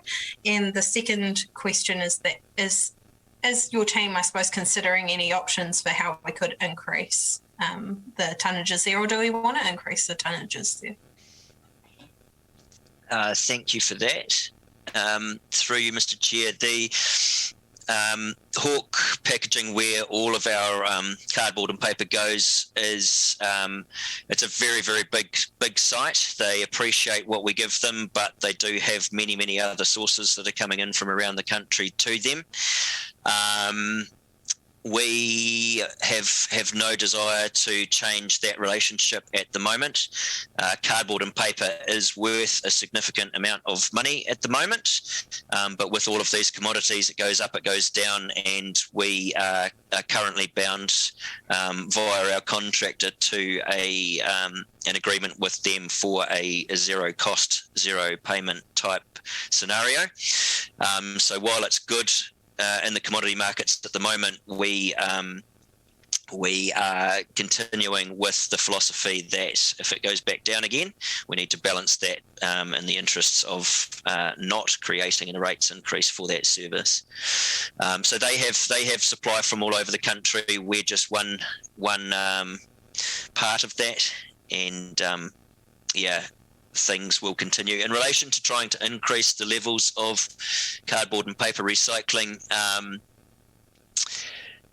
We have done quite a significant piece of work in the central business district to try and ascertain whether it was viable to provide a cardboard recycling system for them after we got a petition of 151 retailers who wanted a cardboard service brought back to the CBD. In the previous tenders, that was part of the was part of the curbside waste collection service. That was absorbed within the cost of that and ran at a huge loss. We did the research, and if those 151 retailers signed up for a curbside cardboard recycling service for a period of 3 years, it was still not within their digestible financial position to enable that to happen, unfortunately. Thank you. Councillor Bogue, do you have another question?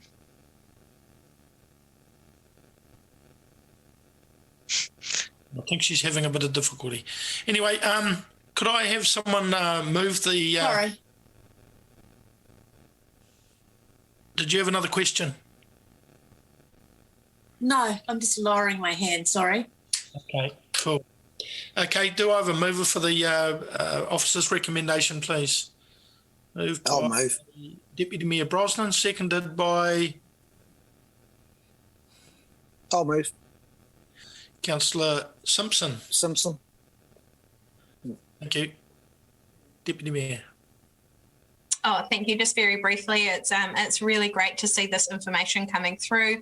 It's fantastic that we have a waste disposal and a recycling system now that allows us to capture the kind of data that we're seeing in this report. And as I said earlier, I'm really looking forward to us painting that picture as we get comparable periods of this data coming through to us, so we can actually start tracking that reduction in waste, which is what we set out to do. So thanks, Cam, to you and your team. Thank you. Thank you. Councillor Simpson. Yeah, through you, Chair. I think, there's some really positive indicators demonstrated through the report. Naturally, some of the waste tonnages were affected by the November floods of last year. But I think there's some really positive things around recycling and our public's acceptance of the new recycling scheme, their understanding of the need to wash the recyclables before they place them in the bins.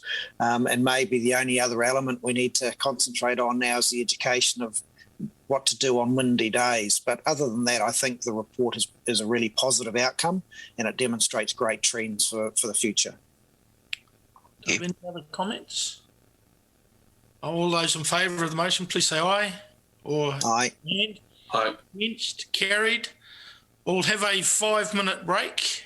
I've seen lots of people drinking coffee and water, so I might just want a little break. So we'll be back we'll make it 3 minutes, 11:45.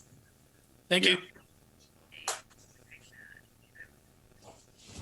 Yeah.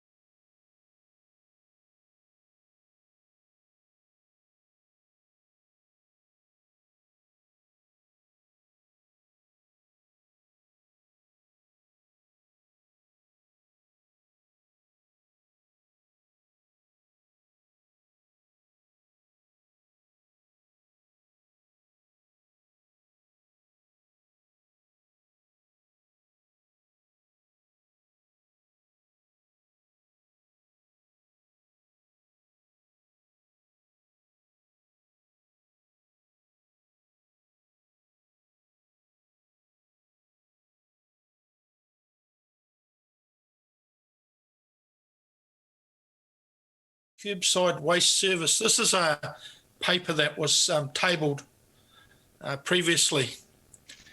And so Cam will report on this. There will be a C added to the officer's recommendation as we go. So Cam. Thank you, Mr. Chair. Welcome back all.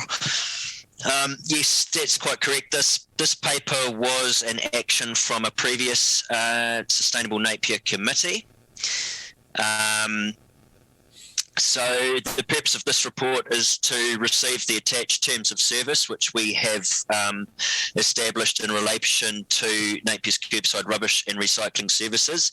And the particular point we are referring to today is the cost of replacement wheelie bins. Previously, Council has approved the agreed cost for the replacement of curbside recycling receptacles, but we had not received a decision around the establishment of fees for replacement council-owned curbside wheelie bins. And also, we seek a decision today regarding the provision of additional wheelie bins for charitable organisations who are working from within a residential home in an existing collection area. And the method that we would do that is via invoicing.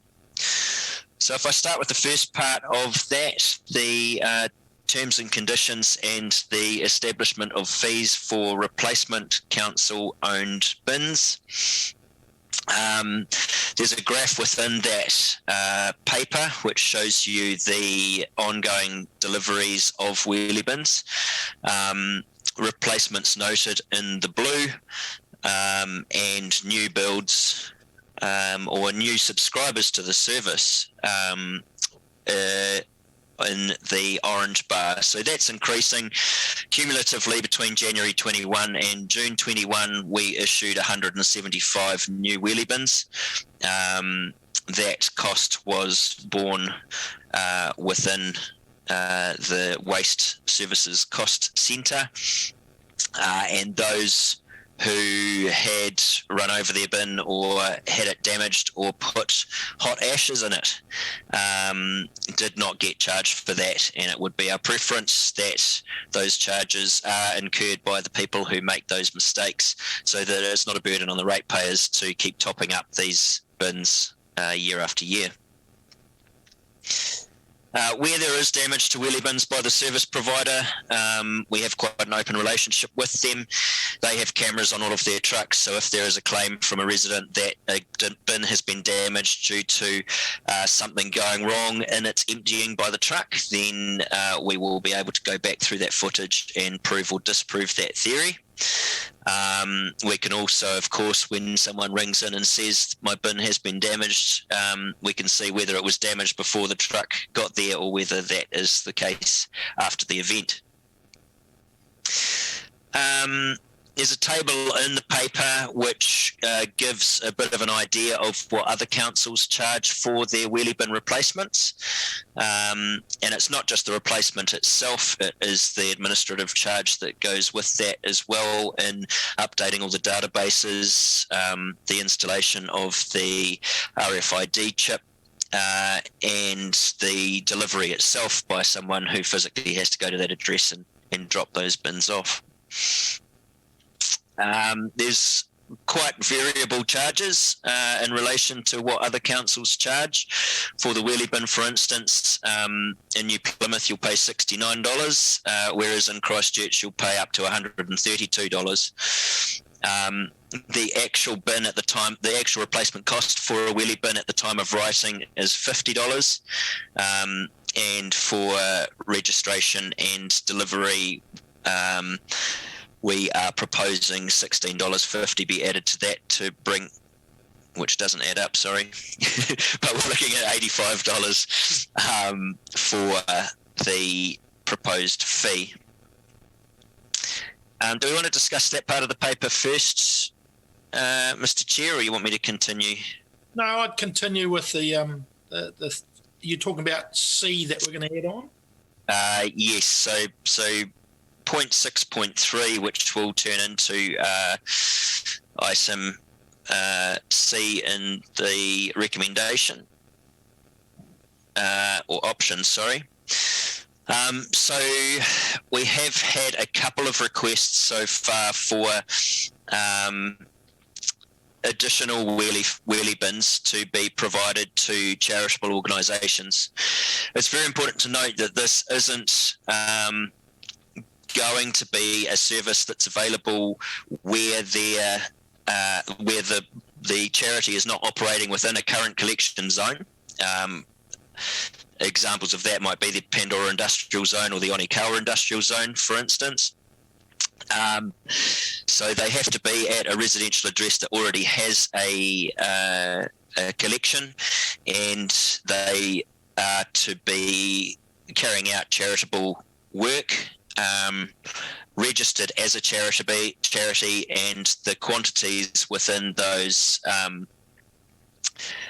bins is residential in nature. We're not dealing with massive amounts of waste. It's just to ease the pain of those who are carrying out a charitable organisation and its works from a residential address. We envisage that there'll be a small number of applicants who would be invoiced for this service, not the receptacle. They will be invoiced for an additional service unit from the time of that being added to the contractor's list for collection effectively, and for the remainder of that financial year. The way rates are issued is that it's a very blunt tool, and it's not dynamic enough to enable a separate rates line to be added to the rates bill to coordinate an additional bin. But what we can do is do it on an invoice later basis where people opt in. So the decision that I'm seeking today is to agree to the establishment of the $85 charge for replacement wheelie bins where it is the fault of the customer, and also look at an approval of that philosophy around providing an additional bin to a charitable organisation in a residential area based on an invoice later philosophy. So I'll just, through you, Mr. Chair, open the floor to discussion on that if you're happy. Okay, thank you. Question, Councillor Simpson? Yeah, through you, Mr. Chair. I just want to query the table which outlines the costs of 6 other territorial local authorities. They were all, the replacement bin comparisons were all 120 litre bins. I'm just looking at that amazing price that the Christchurch are charging. But were all 6 of those authorities 120 litre bins? My understand, through you, Mr. Chair, my understanding is that that is correct. They're for 120 litre bins. Thank you. Thank you. Deputy Mayor Brosnan. Thank you, Cam. I had a couple of questions in the attachment on the policy wording. The first question, sorry, I'm just looking at my notes. The first question is, I think it says in there will take 2 weeks to replace a lost or stolen bin. That's obviously a long time. Is there a reason for that period? I know it says up to 2 weeks, but... Through you, Mr. Chair, there is a reason for that. Bins reappear, quite amazingly. So occasionally someone will ring and say they've had their bin stolen, and actually it's just the neighbouring address that has taken that unintentionally, and it will reappear the next week. So that's the reason for that stand down. Okay, thank you. My next question is, it says we will repair or replace a faulty or damaged receptacle at no cost, providing it wasn't purposefully vandalised. What? And then later on in the policy, it talks about that we, as long as you advise us within 24 hours that your bin has been stolen, we won't charge you for that. I suppose I'm just looking to cover off the loophole that wouldn't you just wait until the next day after your collection to report a bin stolen or missing versus following down the damaged route? I'm just wondering why we would replace a bin if it was stolen or missing at no charge within 24 hours. So through you, Mr. Chair, two separate issues. I think the repair can be done because we hold stocks of wheels, lids, pins and axles, for instance. So we can repair those with those parts, but the physical disappearance of a bin has to be handled quite differently.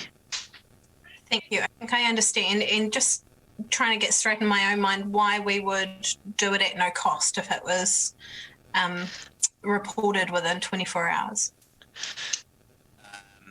If it is reported within 24 hours, it is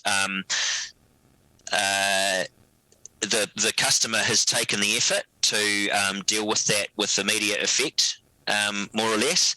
And if it has in fact been stolen at no, it's not anything to do with the customer as such that's been stolen. So they have done all of what they can do to try and get it back. Therefore, by informing us, they're effectively doing all they can to report that there's a stolen bin. The chances are that bin may be returned at a later date, but because that person has had one stolen, there shouldn't be a financial penalty against them. Later on, if that bin does reappear, then we automatically get alerted of that, and we can put that back into our stocks. So there's effectively, if that bin reappears, there's no financial imposition to the ratepayer. Okay, thank you. Does that answer the question? I think it does. I probably have a slightly different view, but I take your view. Thank you. Okay. Thank you. No other questions. And are we able to put the recommendation up on the screen, please?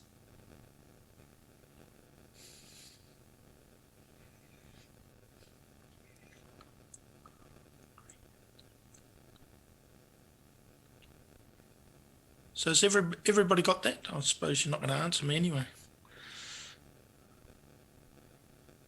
So is there any other questions as a result of the addition to the recommendation? And I've got no idea if you're asking me. I've got a little one. Can you hear me okay? Yep.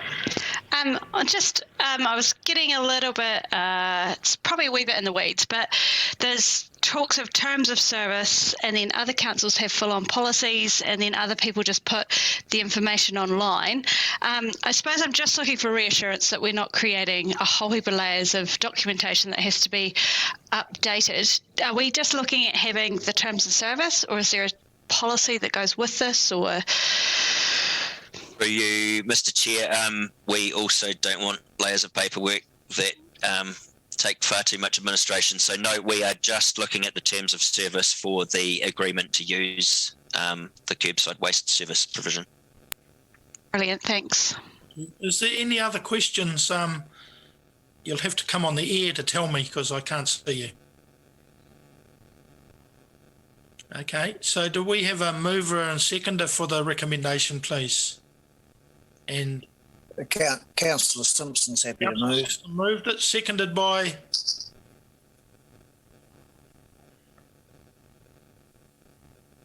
Is there anyone there seconding it? Happy to second, Mawson. Oh, thank you. Seconded by Councillor Mawson. Councillor Simpson. I'm just happy with the fact that we are documenting the terms of service so they are easily understood. I'm happy that we are incorporating the feasibility that somebody puts their bin out in the morning and can't find it that night, and we're allowing them to inform us of that so that we have a method of looking into whether it's been lost, stolen or damaged. So I think it's a good move forward. I think the system is bedding itself in nicely. People are using it well, and we should but simply be encouraging good communication. Thank you, Chair. Councillor Mawson, do you want to speak now or no? Councillor McGrath? Yes, just through the chair. I certainly wasn't happy last time it came past us, but this is a lot better this time. I have to remember that technically the council own the wheelie bins, or the contractor owns the wheelie bins. So if it did get stolen, it actually, as a user, it wasn't my responsibility really, because I didn't own it. So I shouldn't have to pay for a new one. But the way this is written now, it covers all that off. And as long as we're practical about it, I think it's going to work very well. So yeah, I support the motions as they are. Okay, thank you. So those in favour of the motion, please say aye or raise your hand. Against? Carried. Thank you, Cameron, for your very good reporting this morning. Goodbye. Thank you very much. All the best. Thank you. So we move on to item 7, which is on page 40. Mine's right. Report on Napier water supply status end of 4th quarter. So we've got... You've got NZ reporting on this report, which is an informative report. So good afternoon, everyone. I would take this report as read. However, I would like to point out some events that happened in the last quarter, which is also the end of the 2020-2021 compliance year. In the 4th quarter, we have established Napier and Parklands controlled water area. That happened on 17th of May. By doing so, we separated Napier and Parklands from the rest of reticulation and established that the water flow into the area is going in one direction. So we control the water flows. We have also put A1 and C1 bore offline due to the low demand during the winter period. And we have started the water safety plan rewrite, and the workshops are underway. So that is all in progress. In terms of compliance, we had our annual compliance done by our drinking water assessor. We have not received a final report, which is going to be much shorter this year because everything's online now. However, we are fully compliant with bacterial, protozoal, chemical, radiological compliance at the bores and in the reticulation. Also, we have achieved compliance with the Health Act requirements. So I guess the drinking water assessor will issue a short letter of that status latest end of August. Otherwise, it is available on Drinking Water Online portal. So I don't have anything else. I would like to take any questions you might have on this report. Otherwise, I would ask you to endorse it. Councillor Crown. Thank you through the chair. Tēnā koe, Enzi.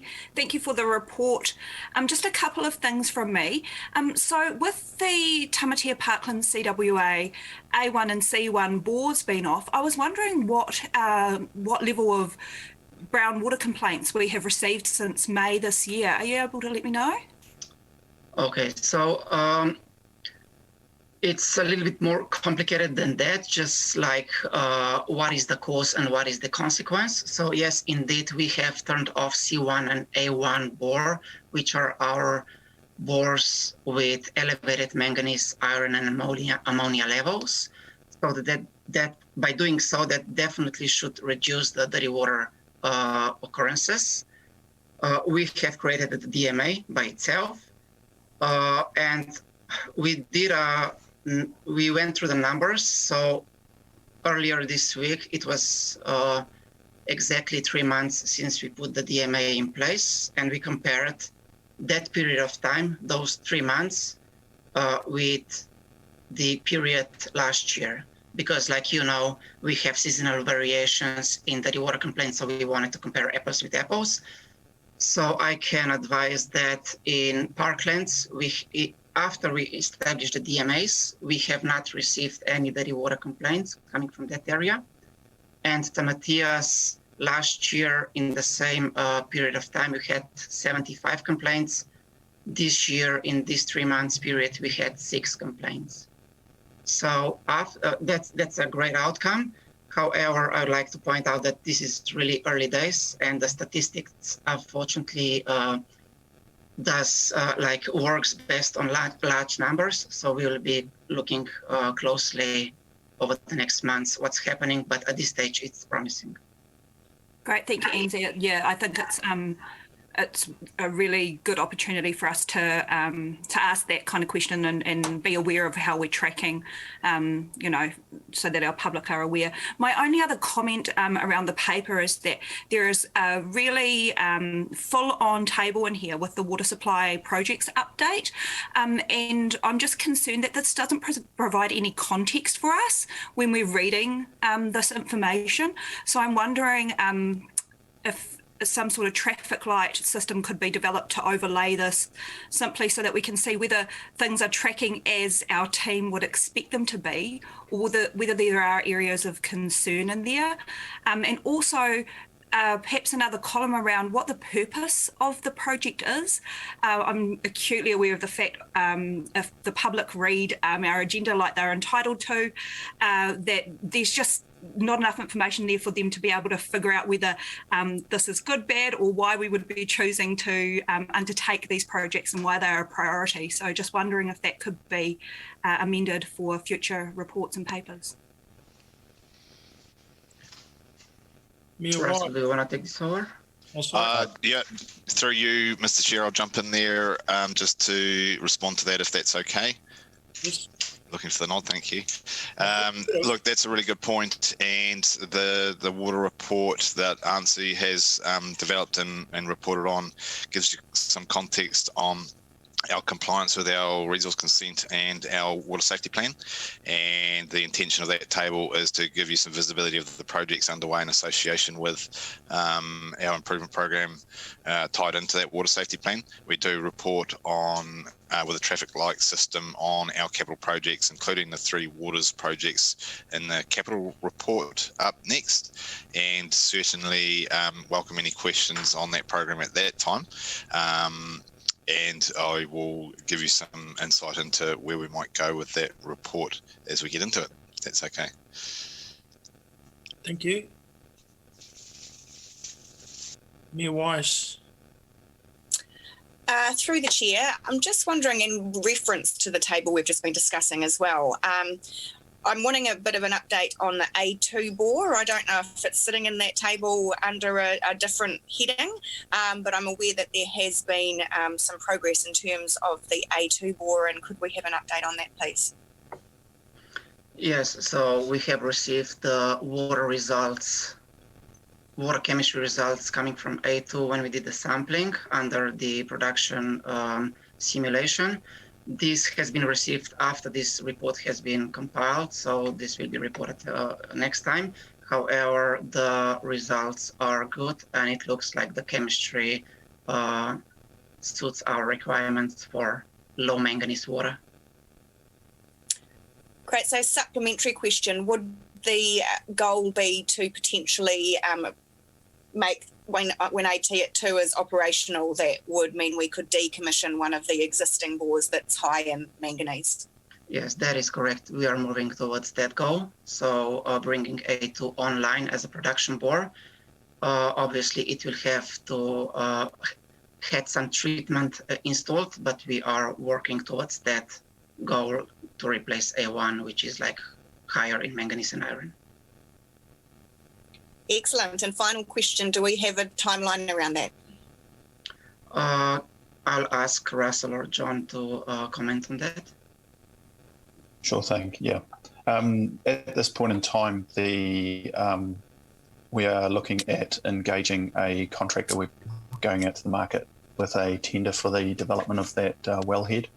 So until we get, I guess, feedback from the market with their, I guess, their current constraints of work, we're unsure of that that final deadline. But we are still working towards the end of the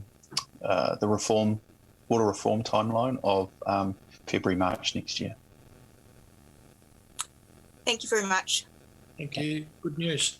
Councillor Simpson. Yeah, thank you. Through you, Mr. Chair.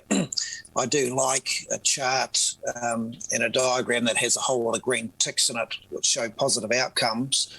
Just to avoid any surprises the next time we report, can staff just guide us around moving into the new regulatory framework, what impacts we may see in this reporting going forward? Because I understand that we may not be getting green ticks for everything going forward because of regulation changes. Thank you for your question, Councillor Simpson, through the chair. So yes, you are correct. There are changes in legislation coming up.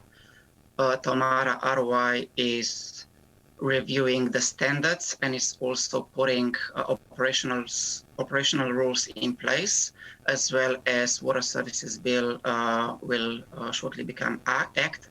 So we anticipate that Ōtātara ROI will be fully functional end of this year. So we don't have a date. We haven't been advised one.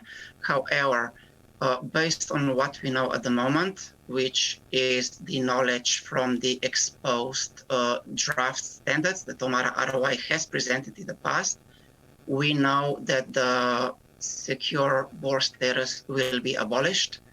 That means for Napier that we're not going to be meeting our protozoa requirements for compliance anymore once that happens. And we may also struggle to meet bacterial requirements under the new legislations because we don't have enough chlorine contact time at all of the bores, which are our treatment plants.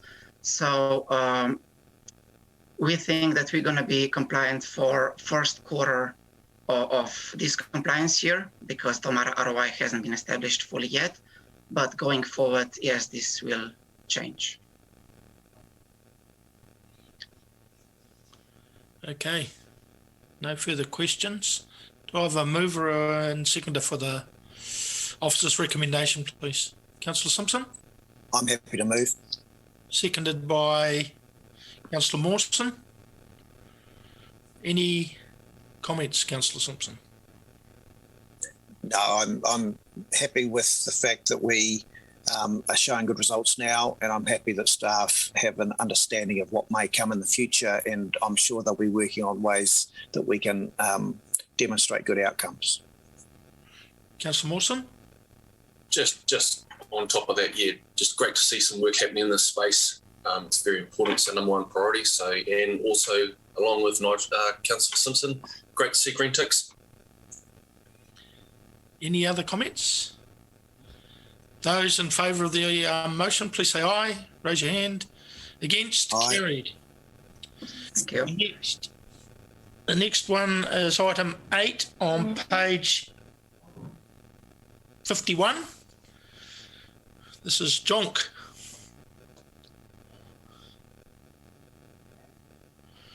John. Thank you for that, Mr. Chair, for that kind introduction. Sorry, I'm just juggling on a single screen, the report, and turning on my microphone. There's no need to lip sync here. So I'll take you through the report. It's, as you have no doubt appreciated, is a different approach to capital reporting coming through, primarily as a result of the changes we've made through our long-term plan now adopted, and the significant investment represented within that program of work. It would be fair to say that this report is still under construction, and as we build our knowledge, we will improve on what we're reporting on. So as I mentioned there, we've got a pretty significant program of work, and a lot of that is associated with three waters: water supply, wastewater and stormwater. And also close to 100 million associated with buildings as well. I beg your pardon, 66 million associated with buildings and structures renewals throughout that 10-year period. I guess the caveat on this is that with the Three Waters reform underway, changes will occur to that program as a result of the next long-term plan, 2024. But at the moment, we're operating under status quo program. So we are looking to improve on our reporting on capital programs, and I'll take you through some of the information that I've presented in this report in due course. Part of that presentation, all those changes that we're looking to bring is some visibility of how and when projects are due to commence or when funding commences on those. As previously reported, we do have 600 plus projects in cycle. In initiate phase. However, it's important to note that work doesn't commence on those until funding and resourcing becomes available. I'd also like to note just generically on resourcing, we do have a number of vacancies within the design and projects team, primarily around project management and some design. We are competing for project managers in a market where there are currently 8,500 project management roles advertised on Seek. So as you could well imagine, there's a bit of competition out there. If we move into the capital program summary part of the report, you can see there that we're presenting a visual review of our 10-year program, which has some pretty notable peaks in years 4, 5, and 6. Those are primarily associated with those 4 major projects identified there. Maybe I pause there and see if there's any questions on that before I move on. But happy to take your lead on that, Mr. Chair, if you'd like me to just carry on. No, any questions by anyone so far? Carry on. Okay, we're getting into the flow of things anyway. So I just took the opportunity in this report to try and put some context on the number of new projects being funded throughout the 10 years of the program, primarily for Three Waters in the first instance. As we've just alluded to in our previous report, it is our number one priority, and there's a lot of work on in that space with changes taking place all the time. So if I take you to the first table, which is water supply new project funding commencement, and I will talk you through this to give you a wee bit of context. So I have looked at our capital program and tried to give you an understanding of when funding commences in each year of our program, and the duration of those projects being funded, and the number of projects across different years. So if we look in year 1, the first row shows that under projects commencing in the year, we have 3 projects that have $2.9 million of funding, and those are 1-year projects. The line below, we have 4 2-year projects with a combined value of $6.1 million.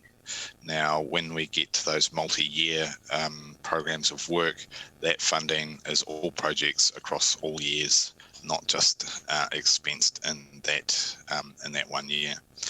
And as you can see, we have some very long duration projects that are of reasonably significant value.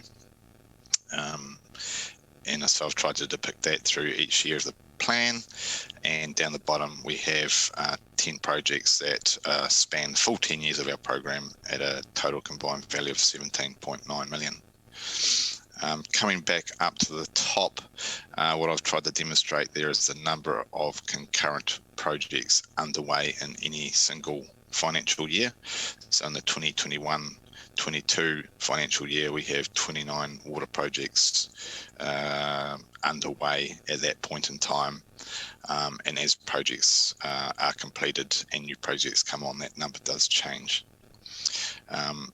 So that's water supply, and so this year we have 29 new projects funded, and as you can see, there's a similar number as we move down through the 3 graphs for wastewater and for stormwater. So a lot of projects coming online with funding. Our ability to resource those is constrained at this current point in time, and so we're climbing into how we can change that, and that leads into the next phase of the report. And I'll just touch briefly on these. We are reviewing our procurement practices with regards to the potential for panels, either on professional services or contracting. We are looking to bundle projects.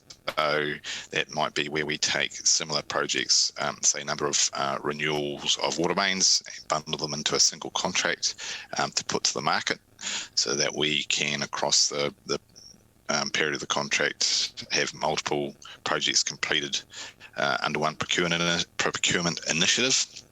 But we'll also look to see what the opportunities might be to bundle across financial years as well, to streamline our process there and save time and money for both tenderers and for council in that space.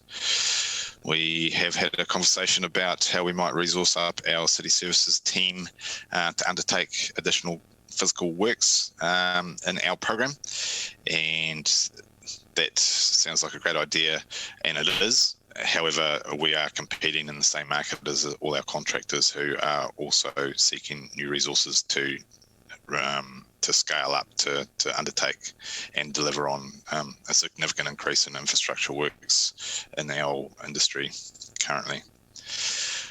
We have a number of systems and processes and tools that we use in the space of program delivery, and we'll be looking to see how we can optimize those tools and perhaps make it easier and streamline our process around delivering capital program. And I guess one of the insights that I'd give you there at this early stage is, for low risk, low value projects, we can probably streamline our process and drop some steps out, and maybe take a little bit of risk in trying to move those projects quickly, knowing that they are low risk projects. And if I scroll down, I'll also be looking to see how I can give you some context on projects carried over and the resource demand that those have, similar to the way I've shown those tables earlier. Of course, if you've got some thoughts on what you'd like to see, or those tables aren't perhaps clear enough immediately, then always happy to refine that as we move on. I guess, we talk about our capacity within the industry, and it's worth noting that one of the issues or the risks that we should be talking about is our ability to deliver. Currently, we are under-resourced, and our whole industry is at capacity. So even if we can turn all of that work around very quickly, there are a number of things that we can't control, and that will influence our ability to deliver program. That's probably enough of a summary. I'm not sure that I've summarised much, but perhaps if I go back to you, Mr. Chair, and open up for some questions on that. We do have our capital program table at the back, and happy to take questions on those projects. And we do have a couple of other people online that might be able to assist with those programs. Excuse me. Thank you. Councillor Tapani. Thank you, through you, Mr. Chair. John, thank you for that report. I'm very cognizant of we all are, of those challenges that you've outlined, which have been present for some time, but they nonetheless exert a significant constraints upon our ability to deliver our capital program. And so my question to you is more related to the what next steps, and that is, I'm hearing the same conversation at HBRC. I'm hearing the same conversation across a lot of our partners in the economy around these recognised constraints and to be able to deliver capital programs. Is there a assessment that's been done by our team which might be put forward in front of council to help us identify where some of these key constraints are over time, and whether or not we have a strategy to deal with those that are high risk, high probability? So I'm cognizant of the fact that the changes to our economy, the changes to the just-in-time delivery system, and the number of businesses within New Zealand that can provide some of these resources are going to have significant impacts on our delivery programs. Is there a schedule of risks that the team has identified over the span of the 10-year period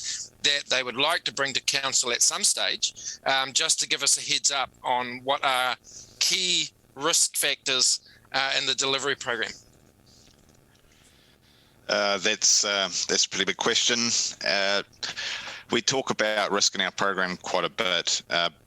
It's probably worth acknowledging that we could formalise that perhaps a wee bit more and bring a report primarily through the Audit and Risk Committee to discuss those for further wraparound with council in that regard. So if I may take that as a takeaway action, and we'll look to see how we can respond to that more formally. Thank you, John. That would be great. It's just so that there are no surprises down the track as we get along, especially if there are some significant costs. And my other question was just around reassurance for Hawke's Bay Regional Council also reiterated the same challenges and the same concerns. And my question to them at the time was, particularly around our human resource capacity and constraints, you indicated that we're at capacity. Are there any solutions that our team are working either independently or in collaboration with our LTAs in our region to help address specifically that capacity program? Well, there's capacity both within our organisations and with our contractors as well. So there's a number of initiatives underway. Obviously, we're continuing to attempt to recruit. We are looking to gather data on the market that we are competing in for resources and how to better our chances in that space. We've undertaken a lot of work regionally, so Hawke's Bay Regional, Hastings, Central, Hawke's Bay, Wairoa and Napier around our combined program of work. One, to put some context on where our pressure points are across all of our activities, primarily three waters, transportation and vertical build. Also recognising that when it comes to vertical build, our program of work is probably less than half of the total program of work, recognising there is a significant investment privately in our market. And part of that is to better understand, I guess, our impacts on each other, but also how we can provide more visibility to our contracting markets of work coming. And it'd be fair to say there's more work to go in that space. We did talk regionally about our procurement opportunities, similar to those that I've touched on today. Bundling, perhaps cross-boundary combined tendering or contracts to get economies of scale, multi-year contracts, resourcing up within our own fiscal works teams, and so on. That's all conversation at this point.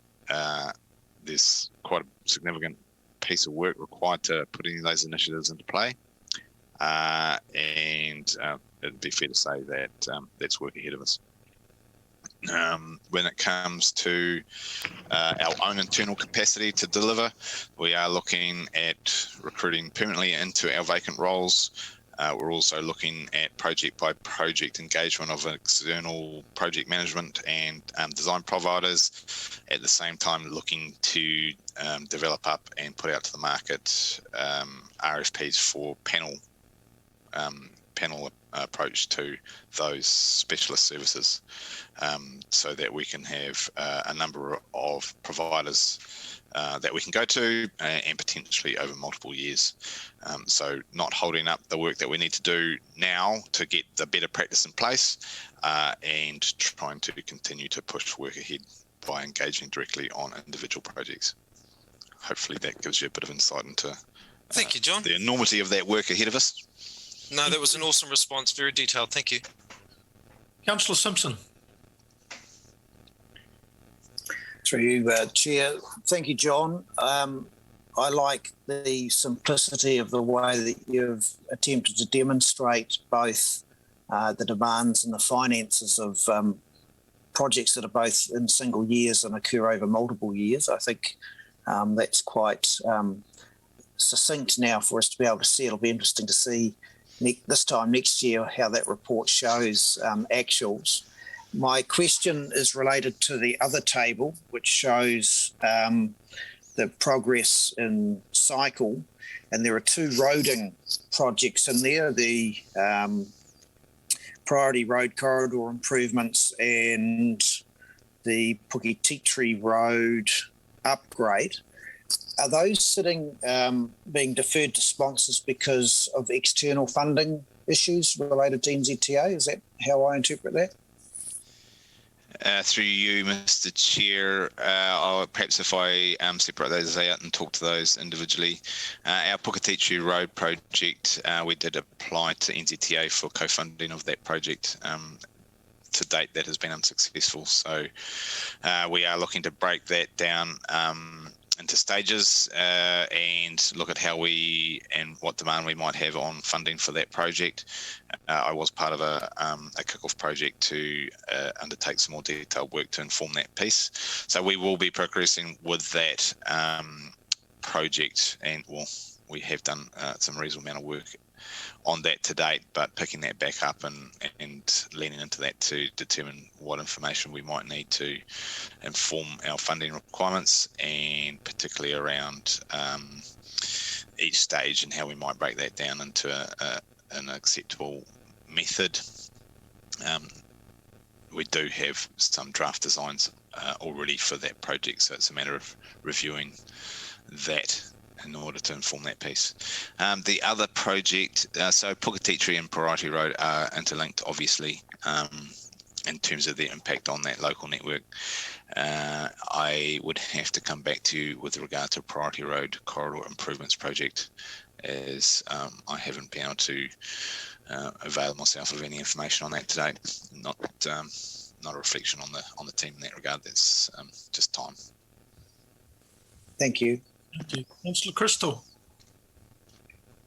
Through the chair, we talked last year, this is to do with the human resourcing, about cadetships and scholarships for university and school leavers and stuff to try and get some young people upskilled in these areas that we need, that obviously New Zealand in general is lacking. Are we looking at doing anything like that? Through you, Mr. Chair, that's a great question. Thank you very much for that. Most certainly. So we do currently take on summer interns or students that are currently going through their tertiary education in the space. So that's been ongoing, and the team, both within design and projects and asset strategy, but also our people and capabilities team, have been looking at how we can develop up a cadet scheme. That is still work in progress, and we need to understand what the cost of that is on our business, because part of that cadet scheme is they come on board, they start working, getting practical experience while we support with fees and so on. So not all of the work they do will meet all of that cost. So there's a bit of work to understand that and how we can facilitate that. And it might be of interest to you to note that we have a lot of conversations with our contractors about this, and some of our major contractors already do this work. They are in schools. They are in our community promoting and providing opportunities such as this into tertiary education in our industry. Personally, I think as an organisation, we really owe it to our industry to support and try and upskill our young people into these roles, and certainly see through our progressive procurement toolkits this sort of flavour coming through to engender these sorts of initiatives into our contracts to be able to fund these sorts of roles. There is some recent work, or there's more progress being made on this and being picked up now. I don't have it immediately at my fingertips, but we are starting to lean into this again. Cool. Thank you. No other questions? So do I have a mover?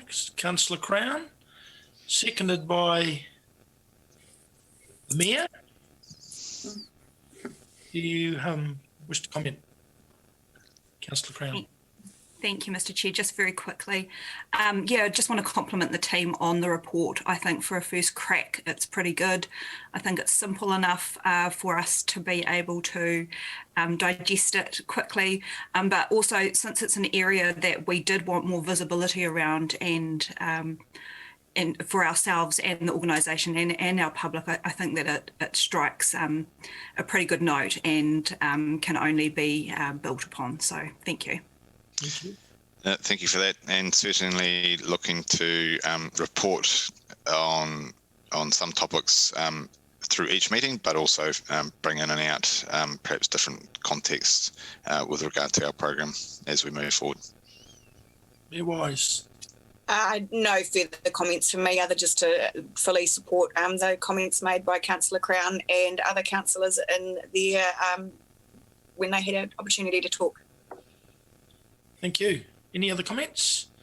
All those in favour of the recommendation, please raise your hand or say aye.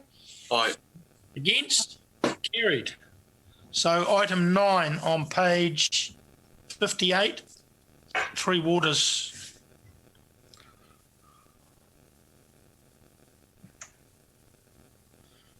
And we have Russell. Adele. Is it? Adele will be speaking to this. Okay. Away you go, Adele. And thank you, and through the chair. And so the purpose of the report today is to present to council further information around the central government proposal on the Three Waters reform. This is one of the most significant pieces of work that's come before councils in many years, and part of a package of changes that are coming through, including the RMA and potential local government reform. So the purpose of the report is to provide council with the information. We're in an 8-week consultation period with government, and my role at the moment is to help facilitate and work with council on the feedback into the DIA as part of this. I've also noted that we've missed a couple of appendices, so we have provided those to councillors and for attaching to the minutes, which includes the memorandum of understanding that council have signed to work with government around the reform, and also around the new system that's been proposed for the service water delivery. So the 8-week period actually started about 2 weeks ago, and so we're required to feed back into the proposal by the end of September. So it doesn't give us a lot of time to review what's on the table and to consider the impacts to Napier and to our community around what the reform might mean. But we're working faster and working, we want to work with you as councillors and the community to get this feedback, including our Māori partners. The report, I'll just go to page 58, sorry, 68, is actually the request from central government about what they're actually looking for. So the purpose of the engagement period in the reform is to provide time for the local authorities to engage with and understand the large amount of information that's been released by government on the nature of the challenges facing the sector, the case for change and the proposed package of reforms, including the recently announced support packages. And the support package for council is a better off package, which has been identified at 25.8 million. It's to take advantage of the range of engagement opportunities to fully understand the proposal and how it affects your local authority and your community, and to identify the issues of local concern and provide feedback on what these are and suggestions on how the proposal could be strengthened. So further on from that, it's not limited to those issues, and if the councils have more specific requirements, it's time and opportunity to feed back into that consideration. Also noting that we're reviewing the areas of our service, our funding and finance and what it means to our councils, our workforce delivery and our capability, and our social, community and wellbeing impacts from these changes. The proposal that's been put forward by central government is to move to a 4-entity model, of which Napier has been proposed to be included in Entity C, which runs from the top of the South Island through Wellington and up the East Coast. And there's 21 councils in the proposal, which gives them the economies of scale and efficiency that central government are looking for.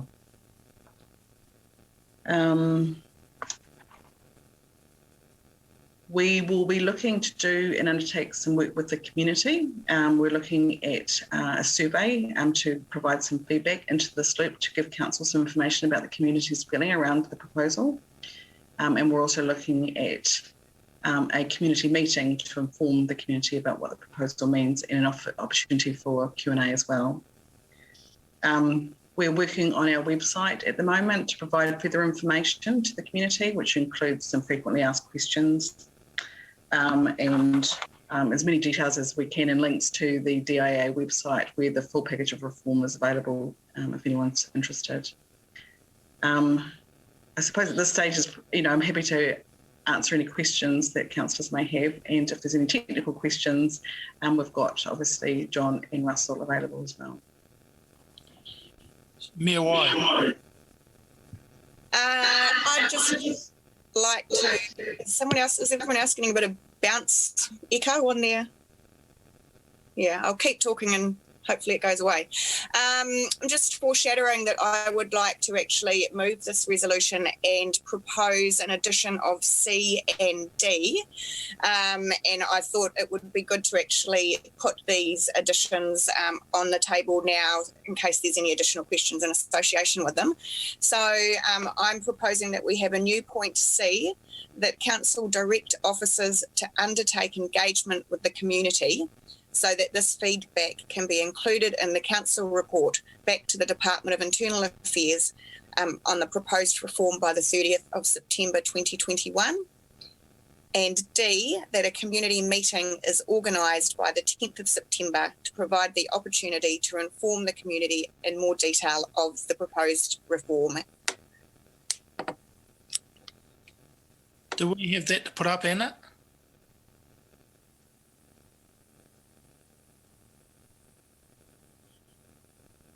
Happy to second.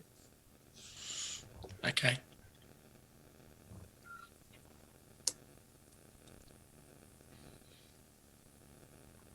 So, do we have any questions on this? Please.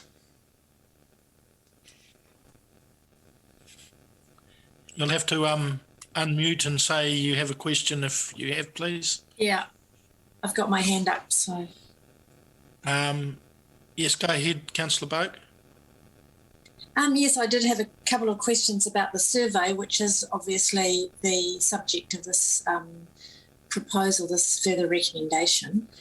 I understand that we're going to be surveying the community about it, and I just wondered if I could ask a few questions about, would this be a multi-choice, a yes, no? How will the message, the information, which is quite detailed, get out to the community in order to accurately survey them? And secondly, will this be done by cell research, or will it be a say it online, which I have some concerns about using just that alone? Through the chair, so the proposal is to engage cell research, and we have developed up some initial questions that we will be proposing to share with council for their approval before we go out. It does include some options around whether they either know about the proposal or not, going through as to whether or not there's appetite for increased costs associated with any other entity, but also seeking awareness of the proposal on the table at the moment. So it's a range of questions to help inform council. Okay, thank you. Do we have any other questions? No? Would you like to speak on that, Mayor Wise? Yes, I will take the opportunity to speak on this, as I'm aware that there's probably varying levels of knowledge in the community, and in fact, very little knowledge for some people. So I think it's great to take this opportunity to outline what some of the changes are and what some of our questions are. So the proposed Three Waters reform will see the delivery of drinking waste and stormwater taken away from local councils. Central Government's proposal is that Napier is part of Entity C, which includes councils from the East Cape down the coast to Wellington, as well as the top of the South Island and the Chatham Islands. This includes 21 councils with a combined population of 955,150 people. Under the proposals, councils' water assets will be transferred to the new multi-regional entity with legislation to protect against privatisation. Council's water-related debt will be transferred to these entities in a co-governance model between local councils and mana whenua.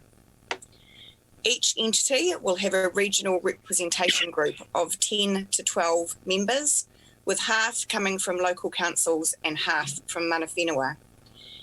And the regional representation group will appoint an independent selection panel who will appoint and monitor the entity board. And that board will be responsible for governing entity management. Central to the government's messaging is the investment required in water infrastructure being between $120 billion to $185 billion. This is based on the application of blanket nationwide assumptions. As a member of Entity C, we are being told that the average household cost per annum for water services will be $1,260 with reform and $3,730 without reform. At the moment, Napier households are paying on average $610. From my perspective, there are a number of questions that we're still seeking a response to. Just a few of them are so that given that Entity C covers 21 councils and even more mana whenua entities, how will fair representation be achieved with a maximum of 12 members on the regional representation group? As elected members, we swear an oath to represent our local community, not a wider regional collective. Just as mana whenua will represent their marae or hapu, not a wider regional collective. Will councils really have the ability to opt out? Having already promised that councils can opt out, how would that realistically impact the modelling that's been undertaken by central government? How will the work program be prioritised within the new multi-regional entities? Who determines where the highest need lies with so many conflicting priorities across a range of very different communities? How can the community be confident their voices will be heard with 3 layers of governance to wade through? Each new entity will have its own consumer body, but how will it be constructed and how will members be appointed? How will individual councils retain the ability to implement locally based initiatives? For example, how would Napier retain the ability to introduce a chlorine-free network? How will councils with low debt, such as Napier, be compensated? Ratepayers stand to lose out if our water assets are transferred without the benefit of transferring significant debt. The threat of privatisation is said to be protected with a referendum of 75% or more. But what is there to stop a new incoming government from changing the legislation and selling off hundreds of billions of dollars of public assets? Any centralisation process results in overheads remaining in the original entity and the loss of revenue to fund these. So how will these stranded overheads be dealt with? So as you can see, there are many questions, and this certainly is not a full list. This engagement period that we have with central government at the moment is our opportunity to ask these questions on behalf of our community, and we will not be making any decisions without consulting with the community. So we look forward to coming out over the weeks that remain, the 6-week period, and sharing information on the proposed reform with you and seeking your feedback to include in the report back to the Department of Internal Affairs. And I strongly encourage anyone that wants more information to look at our website, to reach out to myself or one of your ward councillors. We're here to provide you with that information and actually take any questions you may have and include that in the report that we'll be presenting to central government. So thank you. Thank you, Deputy Mayor Brosnan. I'll reserve, thank you. Do we have any other comments? Councillor Bogue. Yes, thank you for that, Madam Mayor. And yes, we certainly discussed a lot of this with our regional partners on Monday. But my question is, will we be seeking to take a stand alongside the other regional partners we have, the other local territorial authorities, or are we keen to just be representing what our own people think? Where's the balance going to be there? Are we wanting to stand on our own 2 feet, or do we want to even make compromises if needs be in order to stand with the region? So I was wondering if, Madam Mayor, if you, just in terms of the resolution, does that include the possibility of us, after we've consulted with our community, also putting together something which would be acceptable to other regional councils? Thank you, Councillor Bogue. And I don't believe we need to include anything in today's resolution around what alternatives we may look to explore as we go down this pathway with the national reform. Certainly, there has been some high-level conversations with our neighbouring TLAs. And of course, we have the review that was undertaken over the last 2 years based on the implementation of a Hawke's Bay Three Waters delivery model. So the information is there, the analysis has been done, and we have explored the opportunity to potentially pursue a model such as that. But I don't believe that in particular is relative to the paper we have before us today, which is around sharing the information and beginning the engagement process with our community. Thank you. Any other questions? Any other comments? May I add just to mine? I appreciate it's not absolutely in this particular resolution, but when we go out to our people, will we be putting in front of them also the option that we would like to, if they would like us to come up with a solution that's acceptable also to the region, rather than just looking at what's best for Napier? And that's a question, sorry, through you, Madam Mr. Chair, to the Mayor. Yes, absolutely. We will be opening up to our conversation to the community for a wide conversation on this, and inviting them to provide us with any feedback or ideas that they may like to see pursued and presented. And obviously, if we continue to develop our own alternative options, we'll be seeking feedback from the community on those. Thank you. Deputy Mayor Brosnan.